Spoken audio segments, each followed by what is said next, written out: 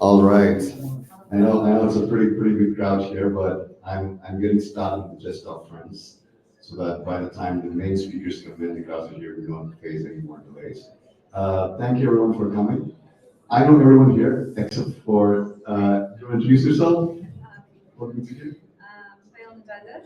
I'm a researcher Amazing. in the National Observatory for Sustainable Development, Awesome. part of the Supreme Council of Organic Conventions. Amazing. Great. So I'm interested in like Okay, nice, cool. All right, so the reason I'm using a microphone is like, hey, there's only 4 people where you use a microphone. The people you're live streaming it and you're recording, so people can hear me. Welcome to DevFest. This is the Google Kuwait Cloud Day. We're making a massive presence in Kuwait. We're opening a data center here, one of our biggest investments in the region. So we celebrate that. We organize this event. My name is Ramesh. I lead Google Developer Relations for Middle East, North Africa, Turkey, and Central Asia, and everything from Morocco and Mongolia. I know Mongolia is not Central Asia, but it's also part of America, so that's what I do. I'm going to talk a little bit about our communities, community programs, and about our startup programs, and then Dr. Zainab will take it. I want to thank all of our GDs coming here. A few people have flown in. I want to thank Dr. Zainab for leading this community over the last number of years and for organizing this. So that when we get started, so that's me. That's my role. Uh, if you think of Google's overall, mission to kind of organize the world's information and make it universally accessible, uh, these communities form a really major role in making sure everyone gets access to Google's information. So we have a few communities, targeted at everyone. Do you want to come into this one? Sure.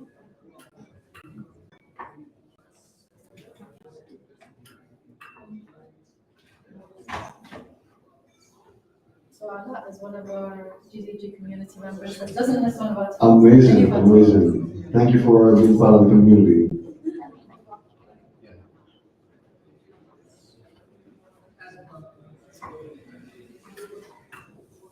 So my name is Ramesh. I was just, getting started. I lead Google developer communities for Middle East, North Africa. I was talking about the different community programs we have. If you look at the programs, we have the Google developers experts, like Zainab, Mohammed, who are all experts in their field, very passionate about sharing their knowledge. So they go to a number of events and share the knowledge they have, host workshops, online training, and they're the pillar of the community programs we have, because through them is where we share the knowledge of what Google develops, what technologies come out. We then have Google developer groups. Obviously, you guys want to see. Oh, there it is. It's just a little slow. These are, organizers, volunteers who are passionate about creating events, usually younger professionals who create events of all sizes so that, community members can come and engage with each other and learn from each other. Now, these sizes start anywhere from a few people you see here to about 3,000 people. That picture was taken at our DevFest in Istanbul last year.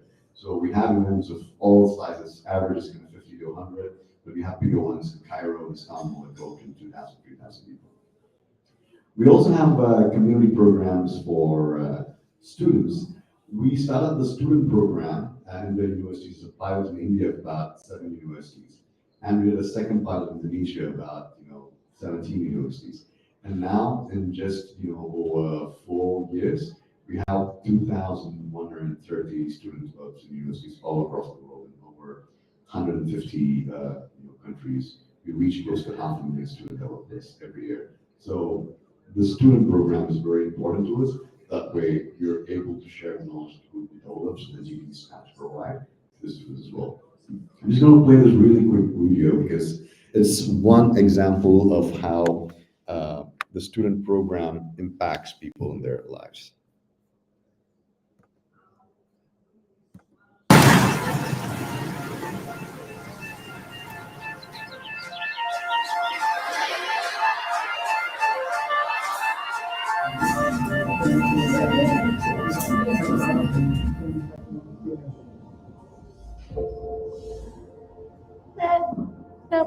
Aku Islam apakah kita berpekerja seorang developer karena website bisa berbeda dengan Android teknologi. Awalnya Hastu bukan merupakan seorang yang percaya diri, namun setelah dia ikut DSC, dia menjadi lebih percaya diri dan lebih tertarik untuk mendalami skill di bidang pemrograman Android.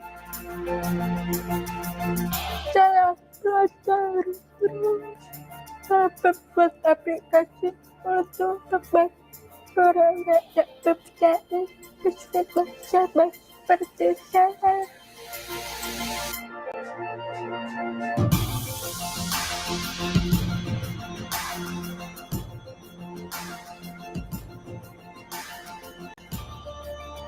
Saya bangga dengan Hastu karena selama Hastu join di DSC, dia memiliki progres yang cukup signifikan. Aku sudah bisa jadi dari DSC.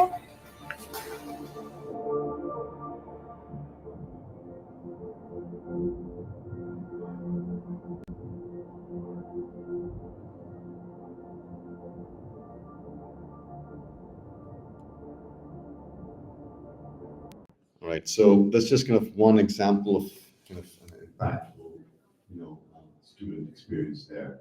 Like I mentioned before, there's more 115 countries, 2,000 rooms. We hold 12,000 events annually of all sizes.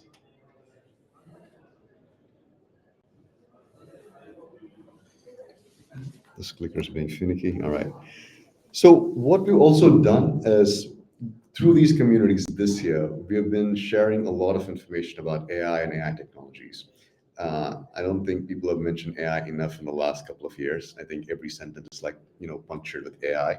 But these communities really, take the, in a way, BS out of AI so that people get to know what's there, what can you build on AI, how impactful it is.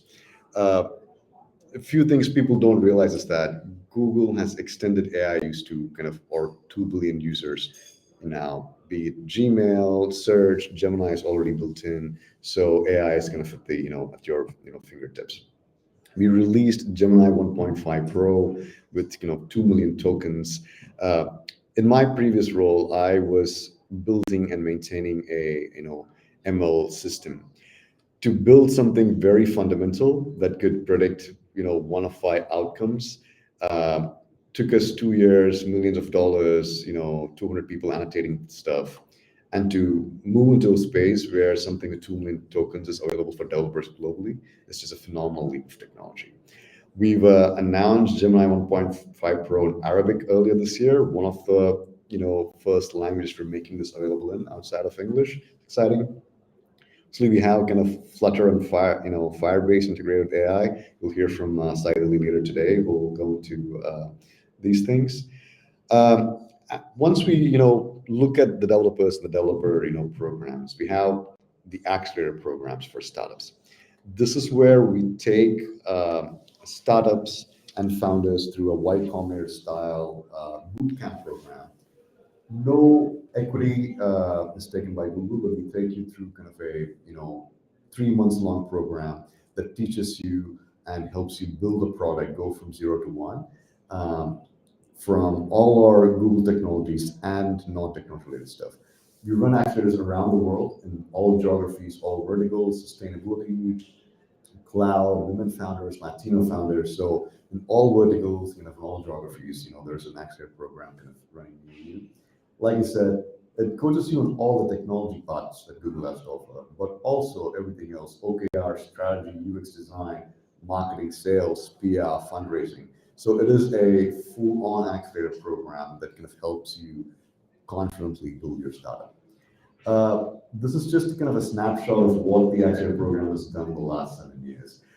We are equity free, so this is not a VC fund, so we don't have interest in your startup. But if it were a VC fund, you look at a portfolio, more than 1,100 startups have gone through these programs across the world.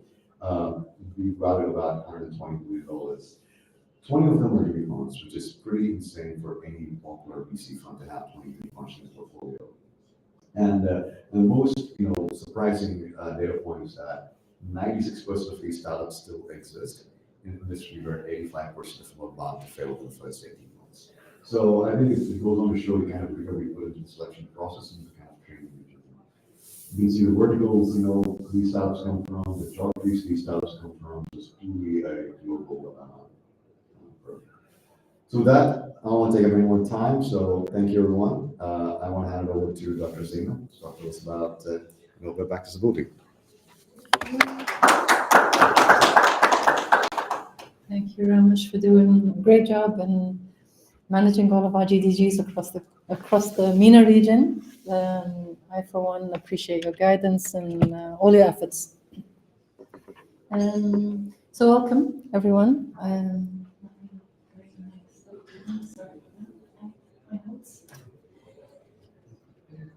So today I'll be talking to you guys about basically an area that I really love, which is something that I started about 6 years ago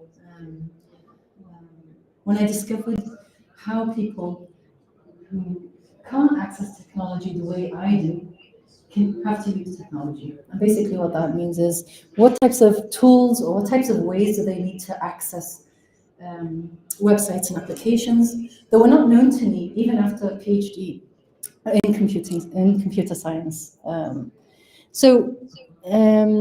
I have a background in computer graphics by profession. I moved into user-centered design and accessibility and usability, like I said, over the last six years. And that all started with human rights work that I did for the community. That led, at the same time, in parallel, I was building a lot of different grassroots tech initiatives that fell into the cause that I thought we needed, and not many people were talking about it over that period. So I'll go over a little bit about what accessibility meant, what assistive technologies are, and then a little bit for those web designers and developers on watching this with us, before going into the basics of accessibility testing. So what is accessibility? A lot of us know accessibility from the built environment, right? You say, okay, well, we want to get into a building, it needs to have a ramp or steps for me to get in. If I can't get up the steps, I will use the ramp, for example. But what if I said, let's design, welcome. So what if I said, let's design a product like this, a watch, that was meant to be just for blind people who couldn't see.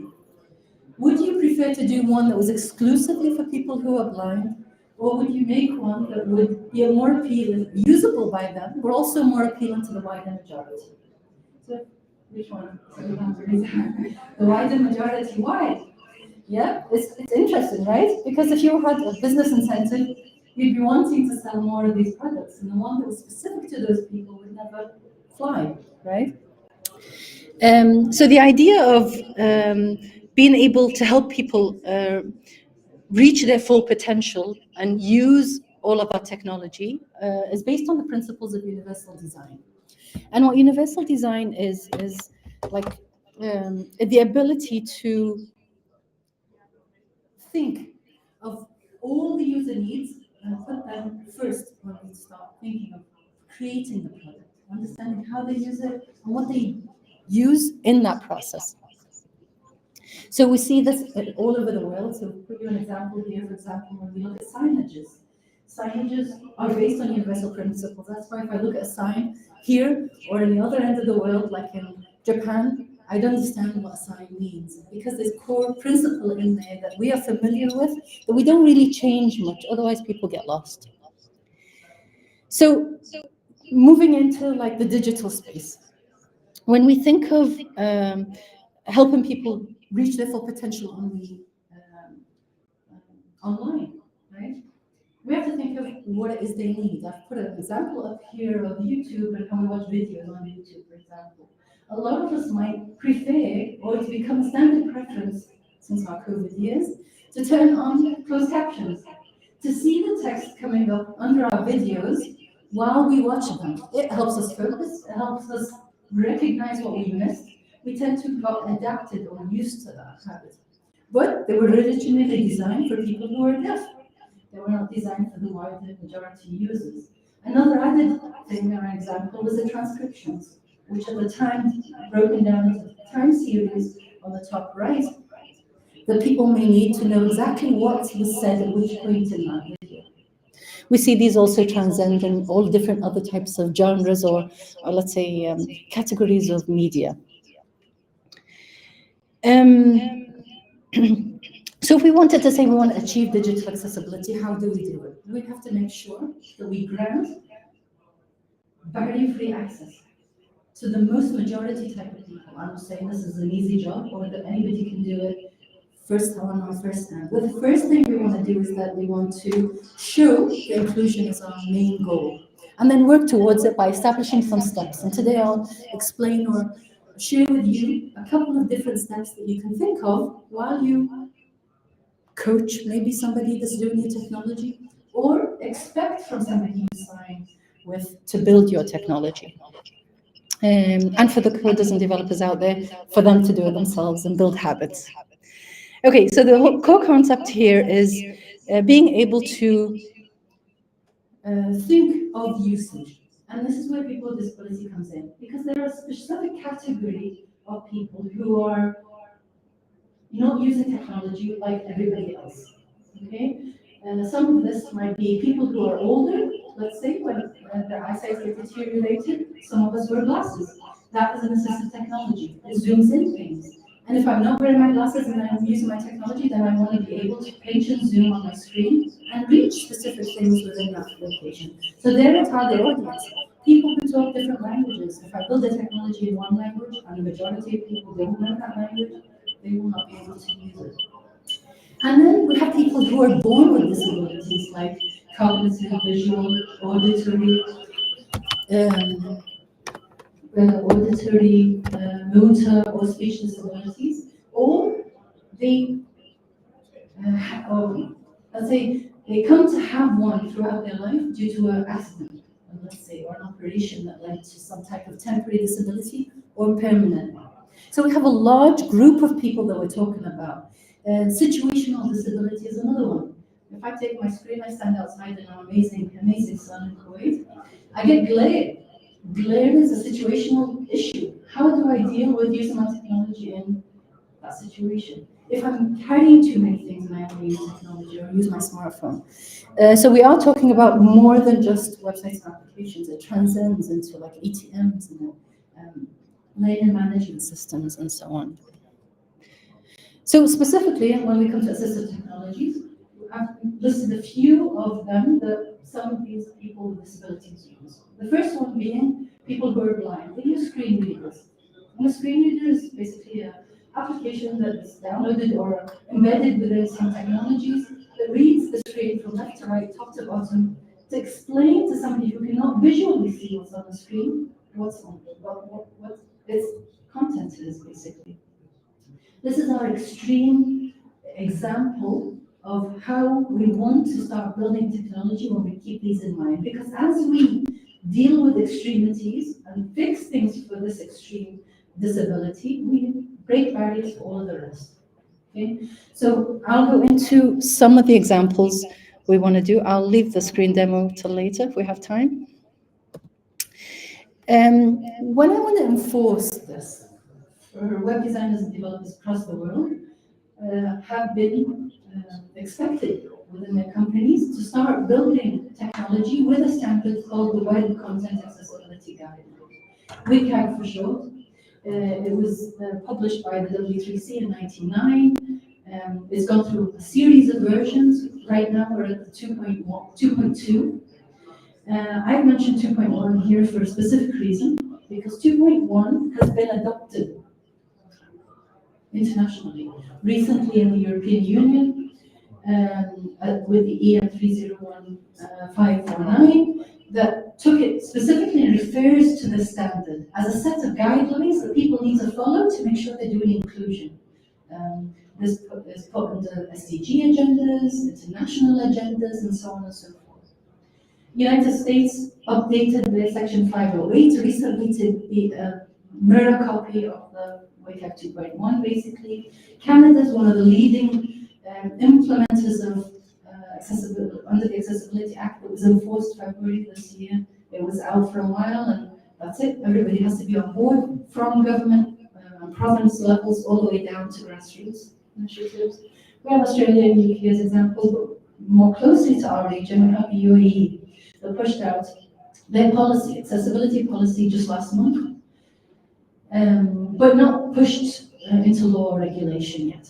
And we'll see more of that coming forward, and we do need to think of this and be ahead of ourselves. In Kuwait, we have put a framework, or we've worked on it years back, but nobody ever wrote it up as a policy yet. So that's got a while to go. So what is WCAG? It's basically broken down into 4 principles. I'll describe those in a second. Each of these principles has a set of criteria, like a checklist, that we want people to consider and to think about as they go forward. Doing the complete checklist might be difficult, and that's why people get pushed away and be like, okay, well, it's too much, let's not think about it. But as a technologist in a country that doesn't have laws obliging me to do it, the best thing I can do is push you guys to develop it as a best habit or best practice. To think about it when you start, all the way from the design phase, not later in development, as an add-on or an adaptation or a special thing I want to do for special people. That's not how we should be thinking about it. So principle number 1, we have perceivable.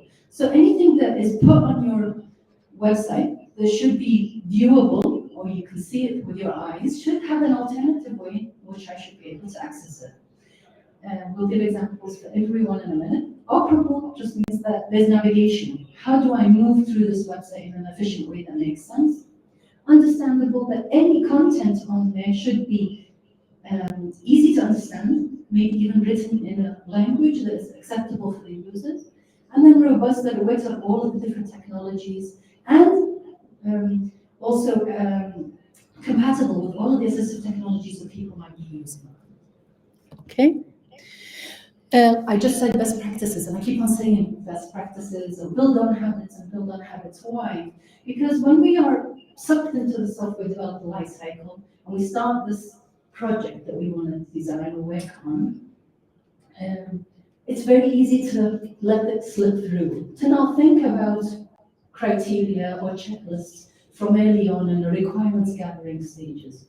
We need to think of the terms that I just shared with you: inclusive design, user-centered design. Think of who your personas are, add personas that are people who vary or have varied abilities that you are able to call in and even test your product throughout the cycle. So accessibility comes in all the way from the start and is added all the way throughout.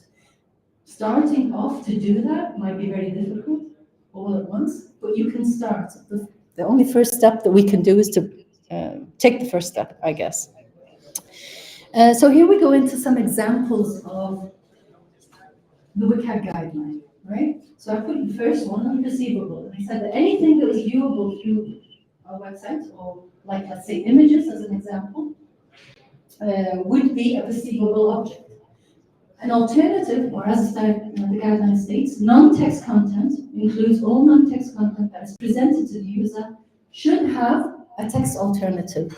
That means within the code, there's some type of attribute that I set, it's called alt, and add a description of what's inside this image. Obviously, I can't add any description. I can't just say picture. The whole idea is it is a picture, but tell me what's inside it. Describe it in a way that makes sense to the user.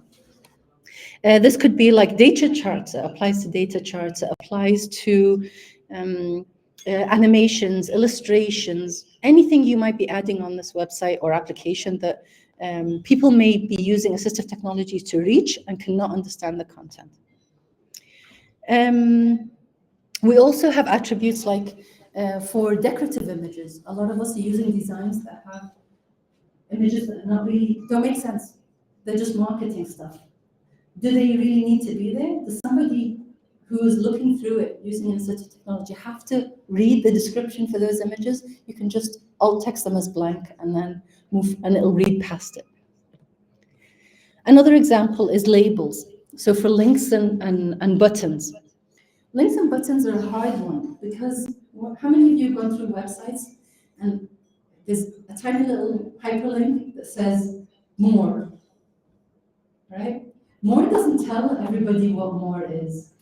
More or read here or click here is not really as descriptive as some people need it to be. Why should I leave a page and then work my way back if it's something that I don't want to learn? So using ARIA, described by attribute, which is very similar to the label, is to, if we add those in a way that describes where the link is going to, for example, will help people using assistive technologies.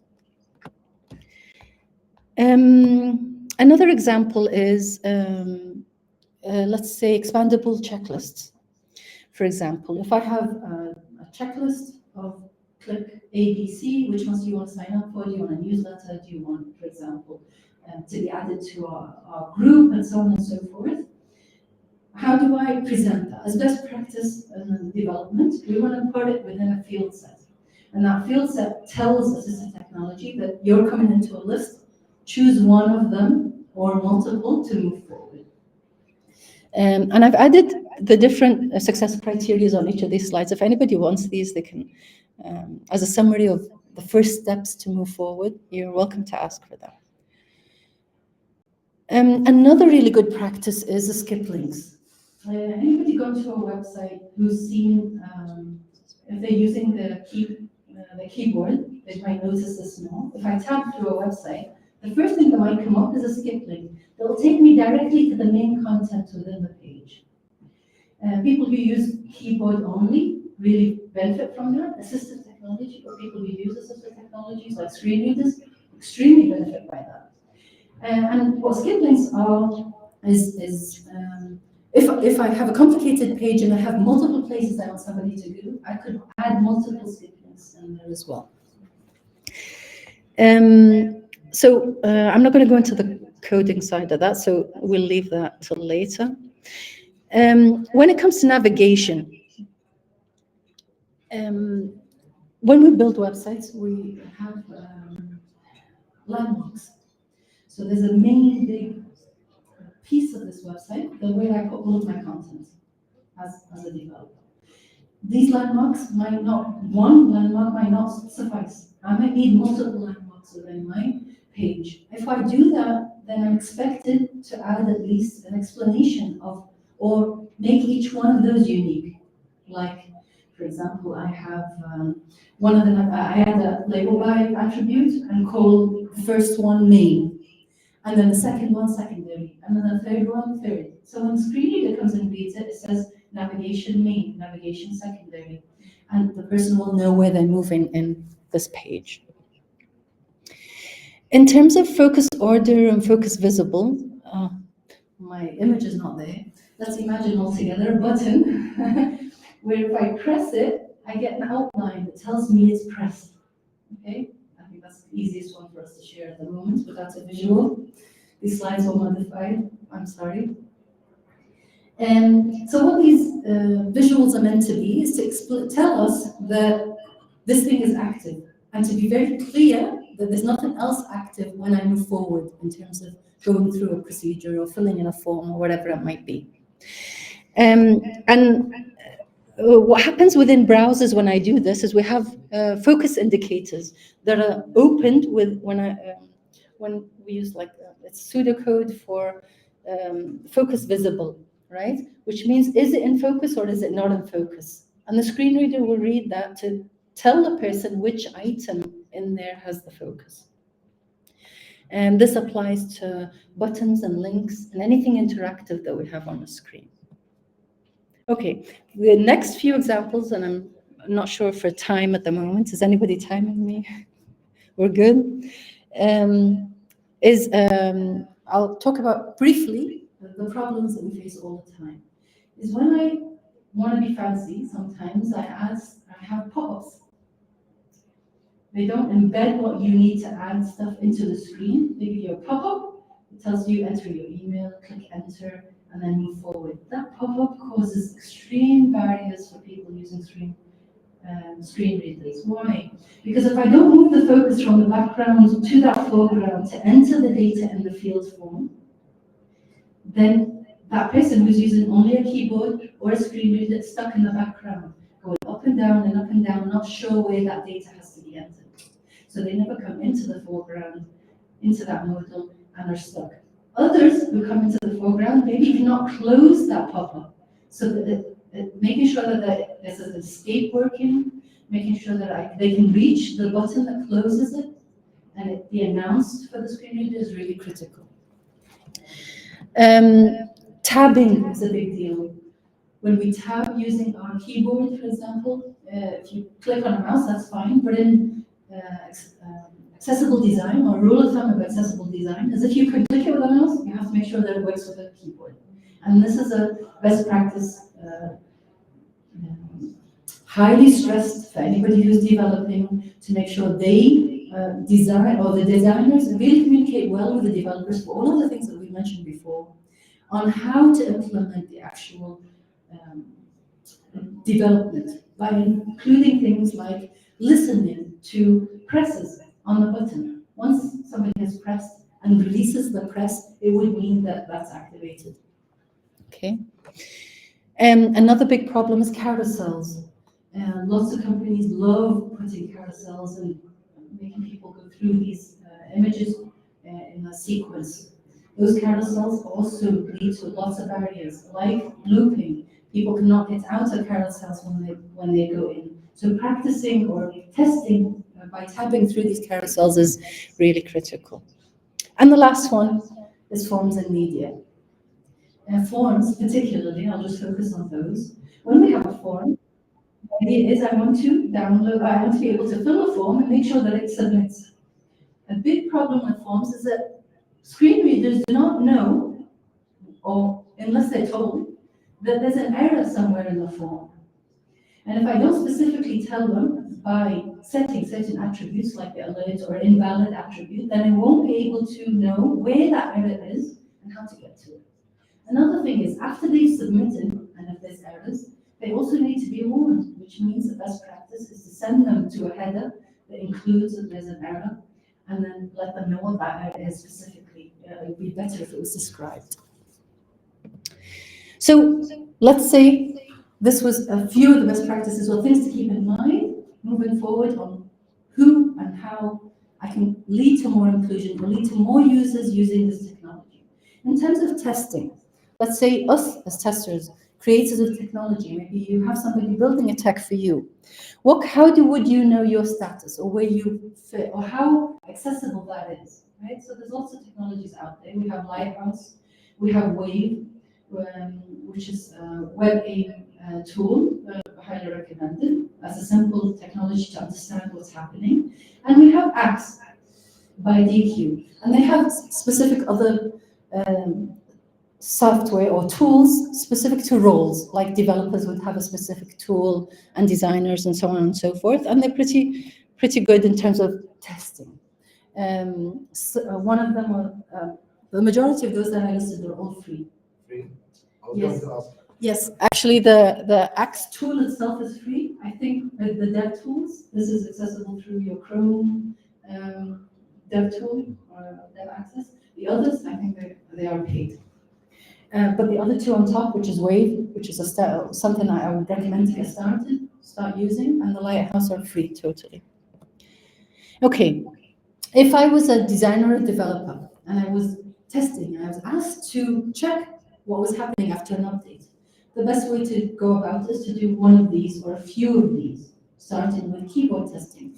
So within your page, just go through with a keyboard, tab, for example, through to see if there's focus order, if the order is correct. Reverse tab through it, see if you can get to the point again through every different element or interactive element on your screen and so forth. There's a few other things that you need to check with keyboard testing. Another thing is to magnify. Magnify to the max. Go all the way to 400%. And when you do that, you're able to see whether there's any barriers to somebody who really couldn't see to any of the interactive elements. Does the page structure change? Is something overlapping something else that allows me not to reach it? These all introduce barriers that we need to look at. Another one is the color contrast. There's a readily available free software online to check whether your foreground has enough contrast in comparison to the background. So all you do is you click on the text, click on the background, and it'll tell you whether the ratio satisfies the guideline, or is it enough, right? There's more to it in the WCAG guidelines, but I'm just giving an overview here today. And coming back to the perceivable alt text, every image has an alternative text, and I've mentioned this before, but it's descriptive enough to the content. So here, it's not enough to say this image is a chart. I'll just write description chart. There's data in there. People want to know that data. How I write it is an art itself. A tip for designers here, or people who are pushing to developers images and tell them to upload, don't accept images that don't come with the alt text. So somebody else is already doing it, working on it, and you take them and just plug them in. Good for SEO. Good for SEO. For SEOs, yes, definitely. That's one of the main things we look at in SEOs. Perfect. So that's it for my talk today. I have a survey for web developers and designers. So if you are a web development designer, I'd love to see how much you know about all of the standards available in the terms of accessibility, terminologies that we mentioned here today. I've done a past study on this right before COVID, and hopefully we'll get started again to see whether things are changing and people are more aware moving forward. Any questions? Thank you. You're welcome. Thank you very much. Okay, so as MC, because Ramesh is not here, I'm going to invite Dr. Nabil Hadj to the stage to talk about, to give us his input on cloud or the Google GCP. Dr. Nabil is, so I don't get it wrong, partner engineer, public sector in Google Cloud. Lovely to have you, Nabil. Thank you. Always a pleasure. Zainab. You're welcome. We've collaborated for a few years, and it's always a pleasure to be in this. Thank you, thank you. Yeah, I should say also an added thank you. There's always support to our community here in Kuwait. Anybody looking for training or to get certified, he's the person to go to. Thank you. Thank you, Dr. Assalamu alaikum. Thank you everybody for joining this. Very happy to be joining here today. My name is Nabil. I'm a partner engineer, public sector here in Kuwait. But I'm an ex-GDE, so I've been part of the community, still part of the community for many years. So my passion is to contribute to the community, be part of the community. And this is why I'm here today. So switching to, we're still in the development world, but now we want to talk about Google Cloud. So Google Cloud is a platform for developers and other practitioners in the tech. And in Google Cloud, we have different services where for developers to deploy their code.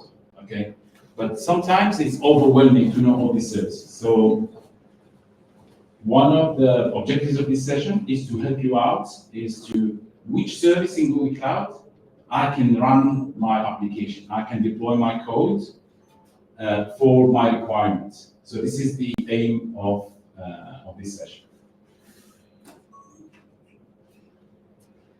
So the agenda goes like this. We're going to talk a little bit about the application, Google Cloud landscape, and then take you through these services. What are the properties? When do you use them? When do you use them? And have a comparison with that. And we'll wrap up of a summary of where do you run your code on Google Cloud. So this is always the question when people move to the cloud: which service do I need? And the very kind of popular answer is it depends. The answer that you don't want to hear. But really, it really depends, and this is what we are here to help you make the right decision, okay, with what we're going to give you as an input from this session. So If you go as a developer to Google Cloud, you will find a lot of services that will help you to get started.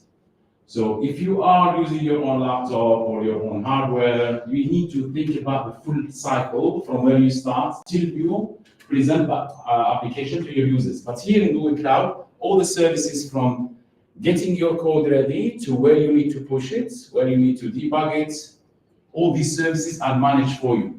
So the full cycle, as you can see here, you prepare your code, you have an environment where you load it, which is called cloud source repositories. To test it, there is a service in there that is completely managed for you by the cloud provider, which is Debugger.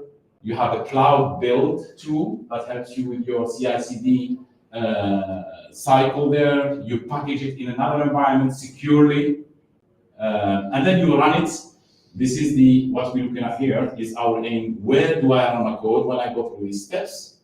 And then when you deploy it, also you have all the services that you can monitor and operate on a regular basis, on a continuous basis, for logging, monitoring, finding errors, finding things about your performance with latency, like with Google Cloud Trace, for example. So this is the full cycle for the development. So if you look at these services here, we have what we call cloud functions. We have App Engine, we have Cloud Run, you have Kubernetes Engine, and you have Compute Engine. So where do we run these? As you can see here, the top two, you are using monolith applications, legacy applications. So you have an application running on your server, on your laptop, you want to run it on the cloud. You can bring that code and run it on one of the services. That is called App Engine or Cloud Functions. And then the bottom ones, you have Cloud Run, you have Kubernetes Engine, for example, if you have modernized your application with containers, okay? We're gonna talk on containers shortly. And if you have an application that is already running and you want it to run exactly the same, where you are on your server, on your laptop, you want just the server in the cloud. And you have full control of what you want to use in terms of the operating system, in terms of the amount of CPU and memory that you want, the size of the disk, the framework, the programming language that you want to have full control of that. So I want just a server in the cloud and I want to do whatever I want to do with it. This is where you have Compute Engine. The other way to look at it is when you have your code. So here it depends on how much control I want on the service that I want. Compute Engine, you have full control, right? You have a full code in there and you want to run as you want to do it. Now, if you don't want as a developer usually they love to have, give me a keyboard, I want to run my code. I don't care about the operating system. I don't care about the server that I want to patch or need to upgrade or whatever. So this is where you get a completely managed services for you with, for example, a service like App Engine or Cloud Functions or Cloud Run, depending on what application you are using. So the top three that you see there, you have your code and you want the service to be managed for you, so you don't have to worry about anything else. The top bottom ones, Compute Engine is a server in the cloud. Kubernetes Engine, now that you modernize your application running in containers, you want a Kubernetes Engine, you want a Kubernetes cluster to run. We have a managed to a certain point service for that, which is GKE, Google Kubernetes Engine. So if you want to run containers in an environment that you have control of, you can run a container on a server. If you have a lot of containers, you can run them on, you need Kubernetes, you can run them on there. Or you can also run containers on Cloud Run, where you don't have to manage any service underneath. So Cloud Run is completely serverless. So this is one of the way to look at where do I run my code. It's what kind of interaction or control I want to have on the environment that I want. So top three, fully managed for me. I don't have to manage anything. The other two, you have Compute Engine, a VM in the cloud. The other one is Kubernetes Engine. The Kubernetes part, we're going to see, it's going to be managed by Google for you. And then you have the servers that are part of that cluster. You manage yourself. You run the code, you upgrade them, and so on and so forth. And on top of that, so now that you have one of these services, you can integrate with a massive ecosystem when it comes to security, when it comes to observability with logging and monitoring, with all the cloud services, to have a full kind of architecture. So when you run your code, it's only one piece of that. So maybe you want to run your applications in multiple regions. So you have a very popular application that needs to run in the Middle East and Europe, so you need to load balance. So you have a load balancer that you need to add in there. You need to process some data and save it in a database, for example. Okay, so you have multiple databases or a data warehouse. So you have the option to, in the same environment, to plug in all the services to have a full kind of end-to-end architecture for your system. So let's take the details of each one of them. So Compute Engine, it's basically a server in the cloud. So here, I don't want to say a server in the cloud, it comes with all the services. We talked about load balancing here. So imagine you have, so what are these Compute Engine instances? Let me see if I get does it do this? No, it doesn't show here. So when you see manage instance groups, what does it actually mean? It's a set of compute engine instances, a set of servers. And what they are in there, it's why is it different and beneficial to have them in the cloud, is you can scale automatically. So on premises, when you want to scale, it's very difficult, okay, to add another server or another VM. Here, we have a service that is used or that's composed of these compute engine instances. It does automatic scaling for me. So instead of having one server, you will use this what we call managed instance group, and you say, okay, today I'm having 10 users using my application. I need just one VM. Tomorrow, maybe you are selling something, it became very popular, and you need more servers because you have more users. You don't wait for your monitoring or logging to tell you have an issue with CPU, the system is slowing down, and you need to go and click on another VM and add it and configure and stuff. So here, it will automatically, you can set thresholds and alerts to say, okay, I have one VM today for 10 users. If the CPU reaches 60%, I want you to add me more service. So it will automatically add a new service for you. And how does it do that?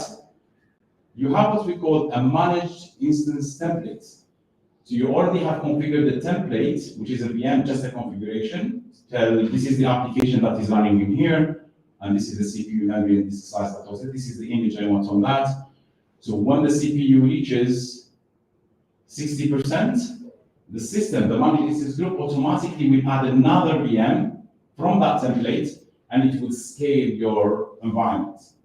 And you can see here with the load balancer, you can have your application running in multiple regions, one in Kuwait, one in Qatar, one in Saudi Arabia. So each managed instance group will scale according to the users in that region. So there's more to a VM in the cloud or a server in the cloud than what you have on premises. On top of that, you can have a lot of things that are managed for you. For example, rolling updates. So when you have a new application that you need to roll, to update your application, you can configure that automatically. You can add GPUs, add the load balancers to that, and so on and so forth. And you can also run containers on those VMs. So you have pretty much full control over the server that you have in the cloud, plus these capabilities that allow you to be more efficient and get more benefits of these services in the cloud. So again, where is it good fit for? Okay, so if I have my application running in one container, I can use a VM. One container per VM is fine. If I'm dealing with more containers, more applications, this is where we're going to see Kubernetes to manage more containers. So if I have a specific operating system, I have a specific requirement, specific database that no Google service is available for that, I can basically go and use a VM. I have control over what I want to do. The constraint here is when it comes to scaling. So it depends how critical is your application, how you want to respond to scaling. Scaling could be slow. You're talking about 20 seconds per VM. Usually VM will come in few seconds plus your application to instantiate. So we're talking about 20, 30 seconds for the VM. Now imagine you are having an application online, you're sending something very popular, somebody goes and click on something and you are scaling, right? Nobody's gonna wait 20 seconds for the service to be available and click and buy. So if you're not there in 2-3 seconds, they're gone. They're not gonna wait for that. So there's two strategies to do that.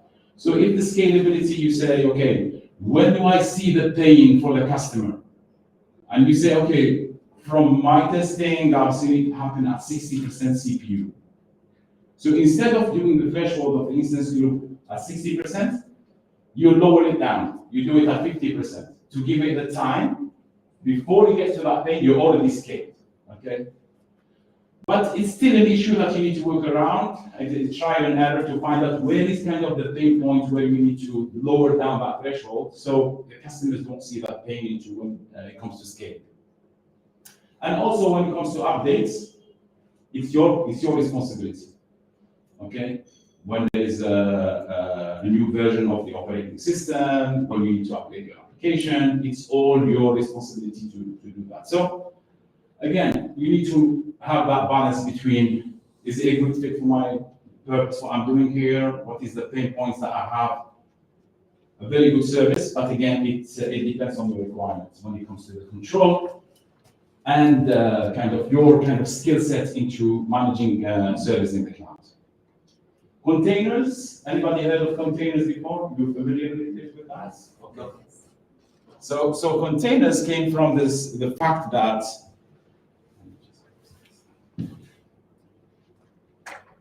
the constraint that we talked about when using VMs is when you have a physical machine, before we move to the VM, what will happen there is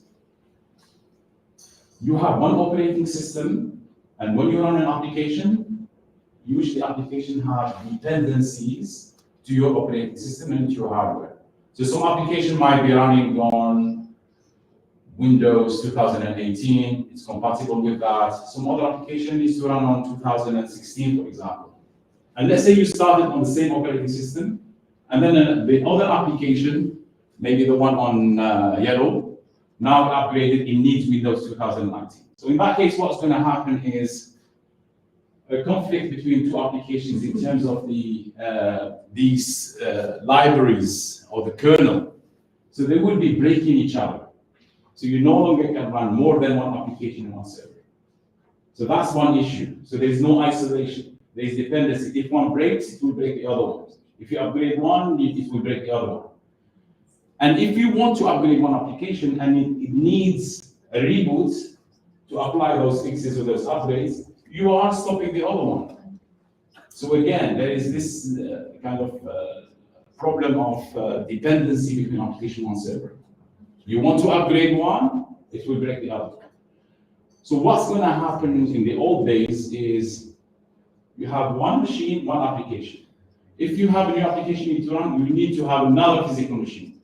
What that leads to is waste of money, waste of resources. You will find servers running at 20%, 30%, a lot of disk space wastage, a lot of CPU memory so you're paying for something that you don't need.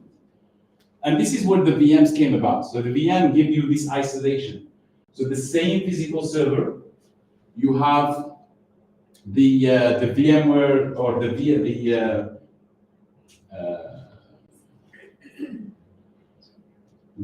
layer that will help you to create VMs on a physical server. Now on the same physical server, I can have multiple servers, multiple virtual machines. Each one will have its own operating system, its own libraries. So if I want now to upgrade the application in blue, it's isolated in OCM. So it's not going to affect the other ones. I can reboot it, I can install whatever software I want to need without affecting the other servers. But the problem here is you have look at how much kernels we have in there, how much libraries. So we have a lot of servers, maybe using the same operating system, duplication, wastage of storage, wastage of CPU memory, just for the sake of running an operating system, right? So in here, there's a lot of wastage, and also from management perspective. So one physical server, you will be upgrading and patching one operating system. Here, you might have like a VM or a server with multiple VMs, and you need to patch 10 operating systems at the same time. So a lot of wastage, a lot of effort into managing that. So what Google in the old days came with, the idea was doing another abstraction. So instead of having one physical server and then multiple VMs with kernel and libraries and application, they say, we create these blocks just with the application and libraries they need to run, and have one kernel that runs and one layer to allow these containers to run. So now I have only one kernel to look after, to upgrade and so on and so forth, and I have multiple applications that run on the same virtual machine.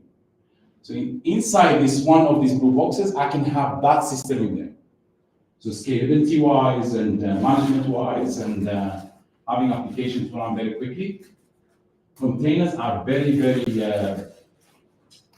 flexible, compact. And now, if I want, in the physical world and in the VMs, we said the VM will take 20 seconds, 30 seconds to start your application. Now in the container, you don't need for the operating system to start. The operating system is already running. The application will start in seconds, in 1-2 seconds in the application. This is what is useful for scaling your application to 10, 20 containers in a second or two. So this is kind of what, so there's less dependency on host operating system. So very, very flexible, very, very scalable in terms of your application. So this is kind of what we have. So what we have in Google Cloud now, the physical server, we move to the VMs. Now we have VMs with compute engine, and the containers, you can run them into the compute engine VMs in the cloud. But when you scale to a lot of containers, it will be very difficult to run and manage containers. So again, why containers? Less overhead, reduce resources, very, very portable. If I have a container running on my laptop, I can send it to somewhere else, and it will run exactly the same. Whereas your application, if it's running on your laptop and you send it to somebody else running on their laptop, they are different configurations. It's not going to work. But the containers, they run exactly the same everywhere. And that's why developers, they love to run containers. Like I said, when you're running containers, it's very difficult when you have 10, 20, 100 of containers. Just to give you an idea, for example, at Google, by the way, at Google, everything runs on containers. Some figures from a couple of years ago, Google, they run 4 billion containers a week. That equates to like 6,000-7,000 containers a second. So you don't think that somebody's going to go on their laptop and managing these containers. So they needed an orchestrator to manage these containers for them at scale. So they came with this technology called Kubernetes. So Kubernetes is a platform, an orchestrator that manages containers at scale. But it's a very complex technology. So if you wanted to create a Kubernetes with your own service, yes, you can do. And what does it have? It has a master node, the brain of Kubernetes, that is super complex to manage and to patch and to maintain and so on and so forth. Okay, it's probably take you 2 or 3 days if you know the know-how to configure Kubernetes clusters. And then it will come with other service they call nodes, normal service, where you run these containers. Okay. So what Google they've done, they created a managed service for that, which means the brain, the master node that we're talking about here, it's taken care of by Google. Okay. It runs on their own network. So when you create a Kubernetes cluster, you don't see that node and you don't pay for it. And then you create how many machines or how many servers you want for that cluster. And now you have a Kubernetes cluster that is managed for you by Google. So the master node is managed by Google, and you have access to the service where you deploy these containers and maintain them. So that's what you get as a developer, and then you are using the Google Cloud ecosystem, which means you can get monitoring, security, access to all the services, access to databases and storage, machine learning, AI, all those kinds of stuff.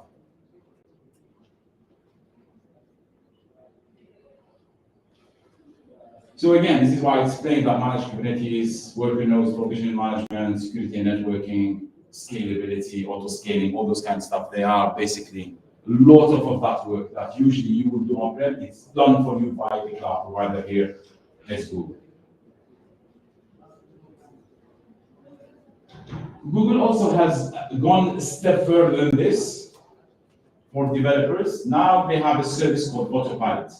So in Autopilot, as the name states, you don't do anything. You want a Kubernetes cluster, even the nodes of that cluster, you don't manage. You want a Kubernetes, you bring your nodes, and it automatically will do the nodes for you according to what you need. So sometimes when you have an application, you over provision, you create some servers, and they are so much CPU memory. Here, Autopilot will give you just the nodes with the right CPU memory that runs your workload that you are running. And it will scale down, up and down according to your usage, okay? So from pricing perspective, this is super efficient because if the workload, the application is not running, you're not paying for anything. Whereas the other one, the traditional standard Kubernetes cluster, if your application is not running, your VMs are still running because there's no relationship. They don't know if the application is running. So you might be running at night, nothing is running, you're paying for hours of CPU memory. Here with Autopilot, you're only paying when the application is running. Otherwise, it will scale down to 0.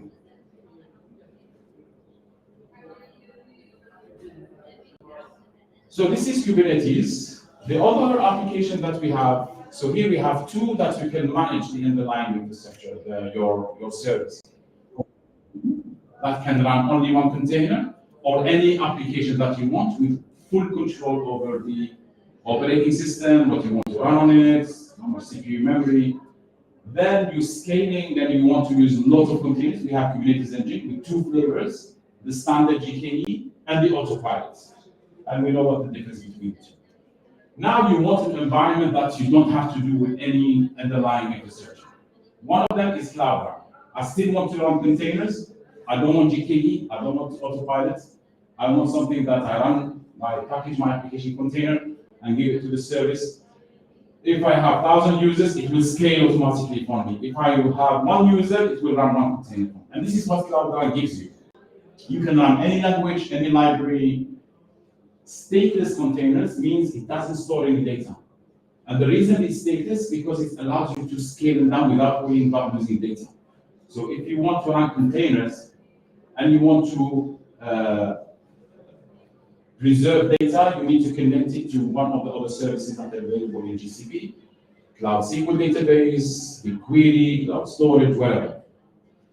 So here you run fully managed on GKE cluster. You can run Cloud Run without having to manage any of this underneath infrastructure. Portable by a Knative. Knative is another framework like Kubernetes, but it runs on Kubernetes, but it's a framework for developers to run containers. And it's open source industry standard, which means if I'm running my container on Cloud Run and tomorrow I want to run it on multi-cloud, for example, I don't have to change anything. My container will run exactly the same if I run it somewhere else. I like this view here. So imagine I have my container in there. Run is on Cloud Run, and then it gives me access to all the other services that I have on GCP. Right? I can do binary authorization, I can scale, I can have load balancers in there, I can control with VPC connectors, environment variables. So it gives me a branch out to access Google Cloud Services, because remember, the application is not running in a vacuum. It is part of the full system around it. And then we have many features that come with it to make it easy for developers. With one command, you can do run deploy, and it will push and deploy to local source, and it does the full cycle for that. And it supports multiple languages as well. You can do gradual rollouts here. So traffic splitting, which means, imagine you have a new version of your application, and you want to take control of how you're gonna roll out this, okay? So you don't want to roll out everybody. So you want to test it, do it in a gradual manner. So you can say, okay, I want version 2 of my application. I want to send only 2% of my users to do that. Because if there is an issue, I can just send them back to the old version. Or if I want to do it 50-50, for example. So I have control over the rollout. So you can do what we call traffic splitting with Cloud Run. And you can also do rollbacks. So you can have multiple revisions of your upgrades, of your versions. And you can say, okay, I want to go back to 3 versions back of my updates. So you can do that with traffic. You have control with traffic splitting and revisions to roll back to wherever you want from your versions. gRPC support, okay, for better latency. Also, it's available on Cloud Run. Bidirectional streaming as well. Okay, so you can handle up to 1,000 concurrent connections. Okay, if you have very popular application, a lot of users accessing it, you can scale and have multiple connections to it. The connection lasts up to 1 hour, and you have instance affinity as well, guaranteed. You can do graceful instance termination, and this is kind of some of the use cases.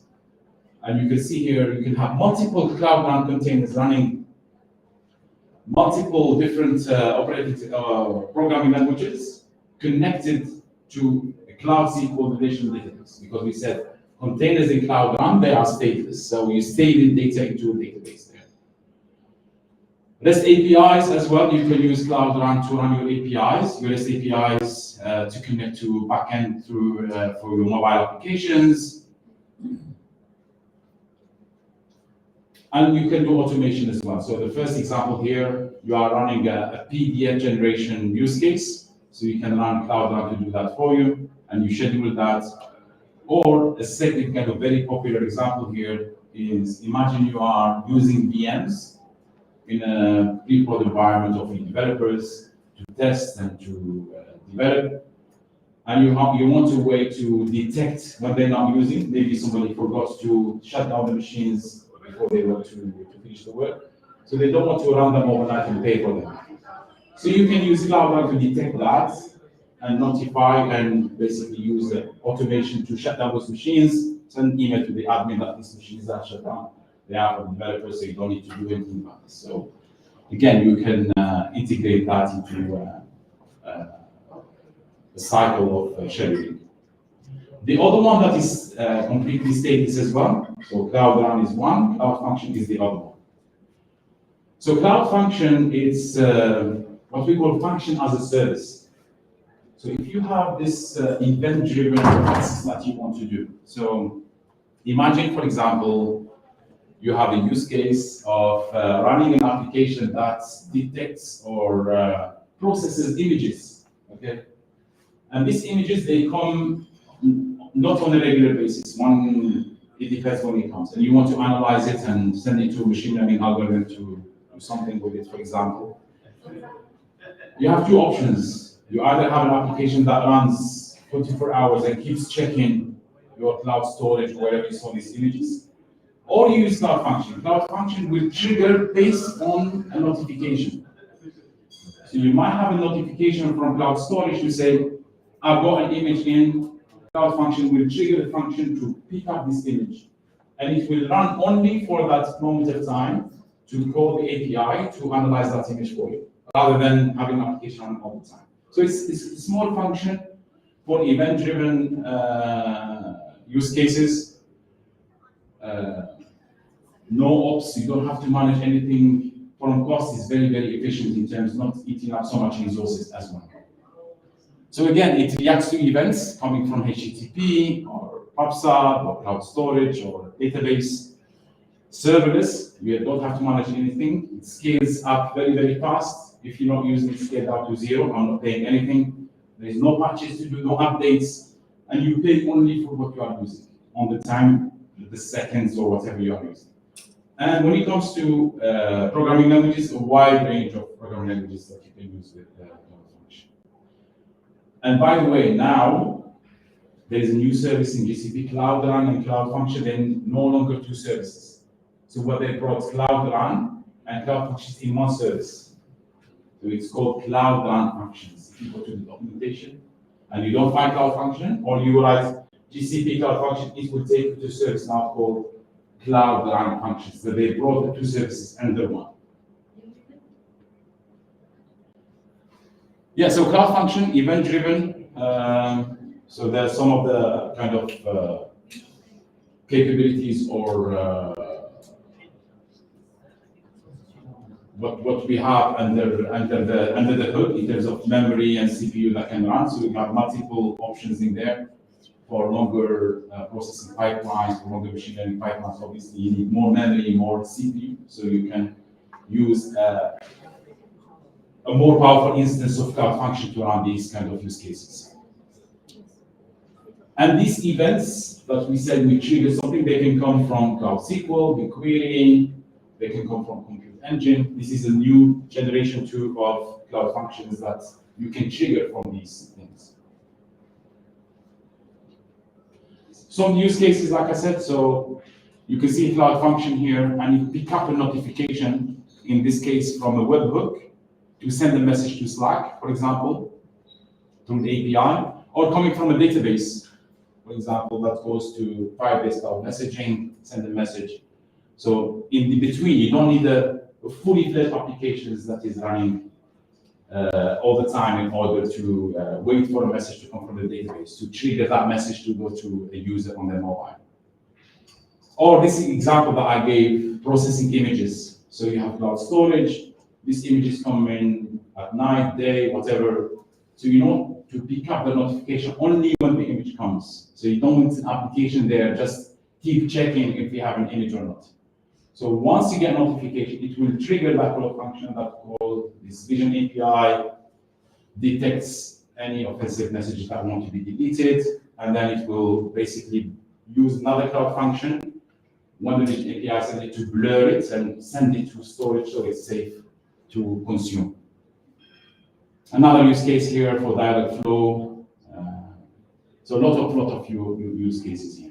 So just to wrap up, where do I run my code? Again, we still have the same answer. It depends. And it will depend on 3 levels. What kind of abstraction level you want? You want full control over the environment, and in that case, you are using Compute Engine. And the less control you want, the less abstraction, the more abstraction you want. So you're moving from Compute Engine and GKE into Cloud Run, Cloud Functions, those serverless environment, App Engine. Or it depends on the technical requirements. Sometimes you want specific operating system or specific programming language that is not supported, for example, by only services for application, legacy applications that are being used.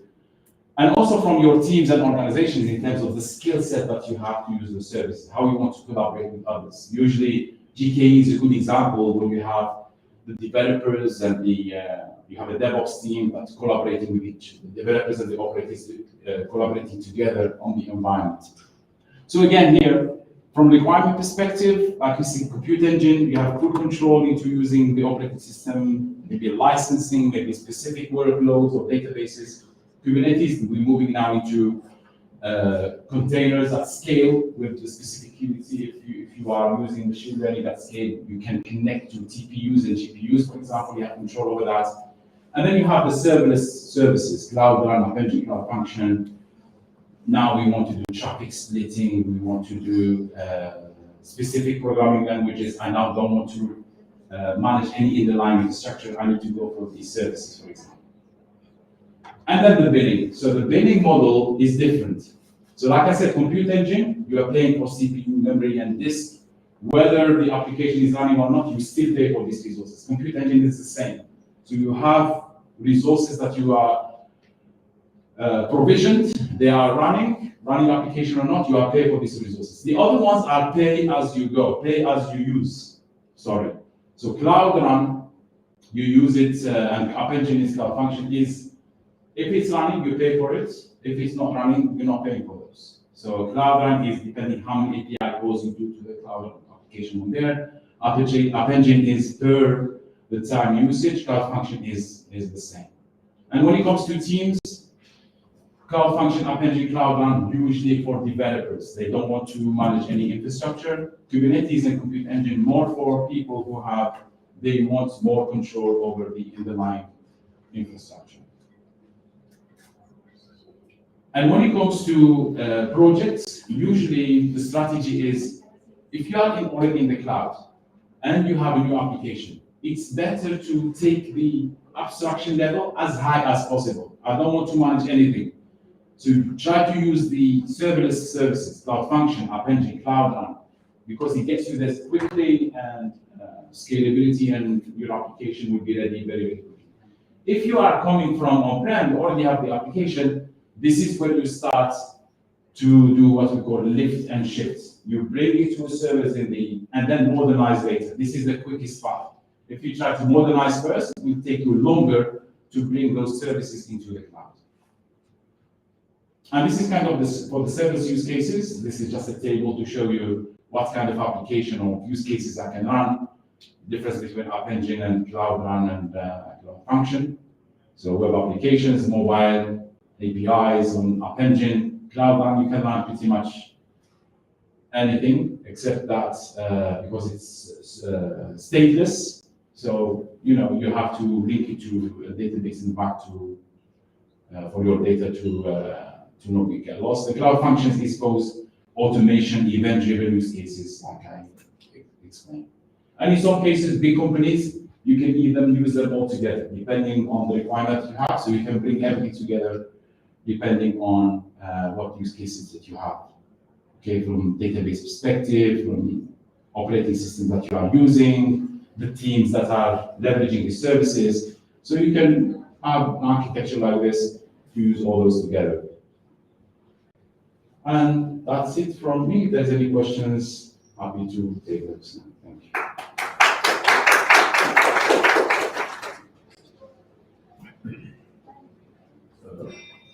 Yes, go ahead. I'm sure you heard about SCADA and OT.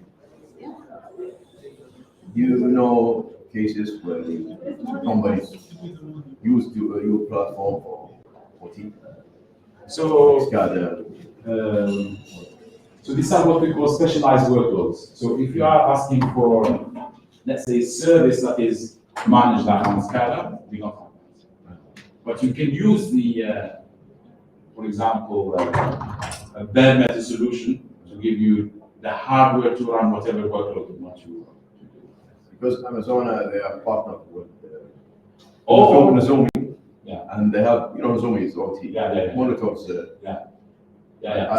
do you have something like this? yeah, we have partners, what we call marketplace. Yeah, we have marketplace as well.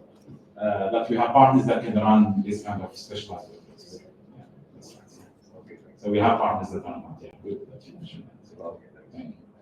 Any other questions? Thank you very much, everyone. I hand it back to Ramesh. Thank you for having me. Thank you so much, Dr. Nabil. One thing special about Dr. Nabil is that he's been our community supporter even much before he was a Googler. So it's kind of like keeping in the family with Dr. Nabil. I really appreciate your support for the startup ecosystem. So thank you so much for being part of the support. You're very welcome. Thank you. Thank you so much. Thank you, everyone. Thank you for having me. We have a very special guest coming up next. We're just doing a change in the order of things that we're doing, so that we have this exciting talk Q&A session with this guest before we go back into some technical stuff. So bear with me a second as we get Ahmed Marafi, the founder and CEO of Coded, come here and join us and kind of share us his journey in tech and tech learning.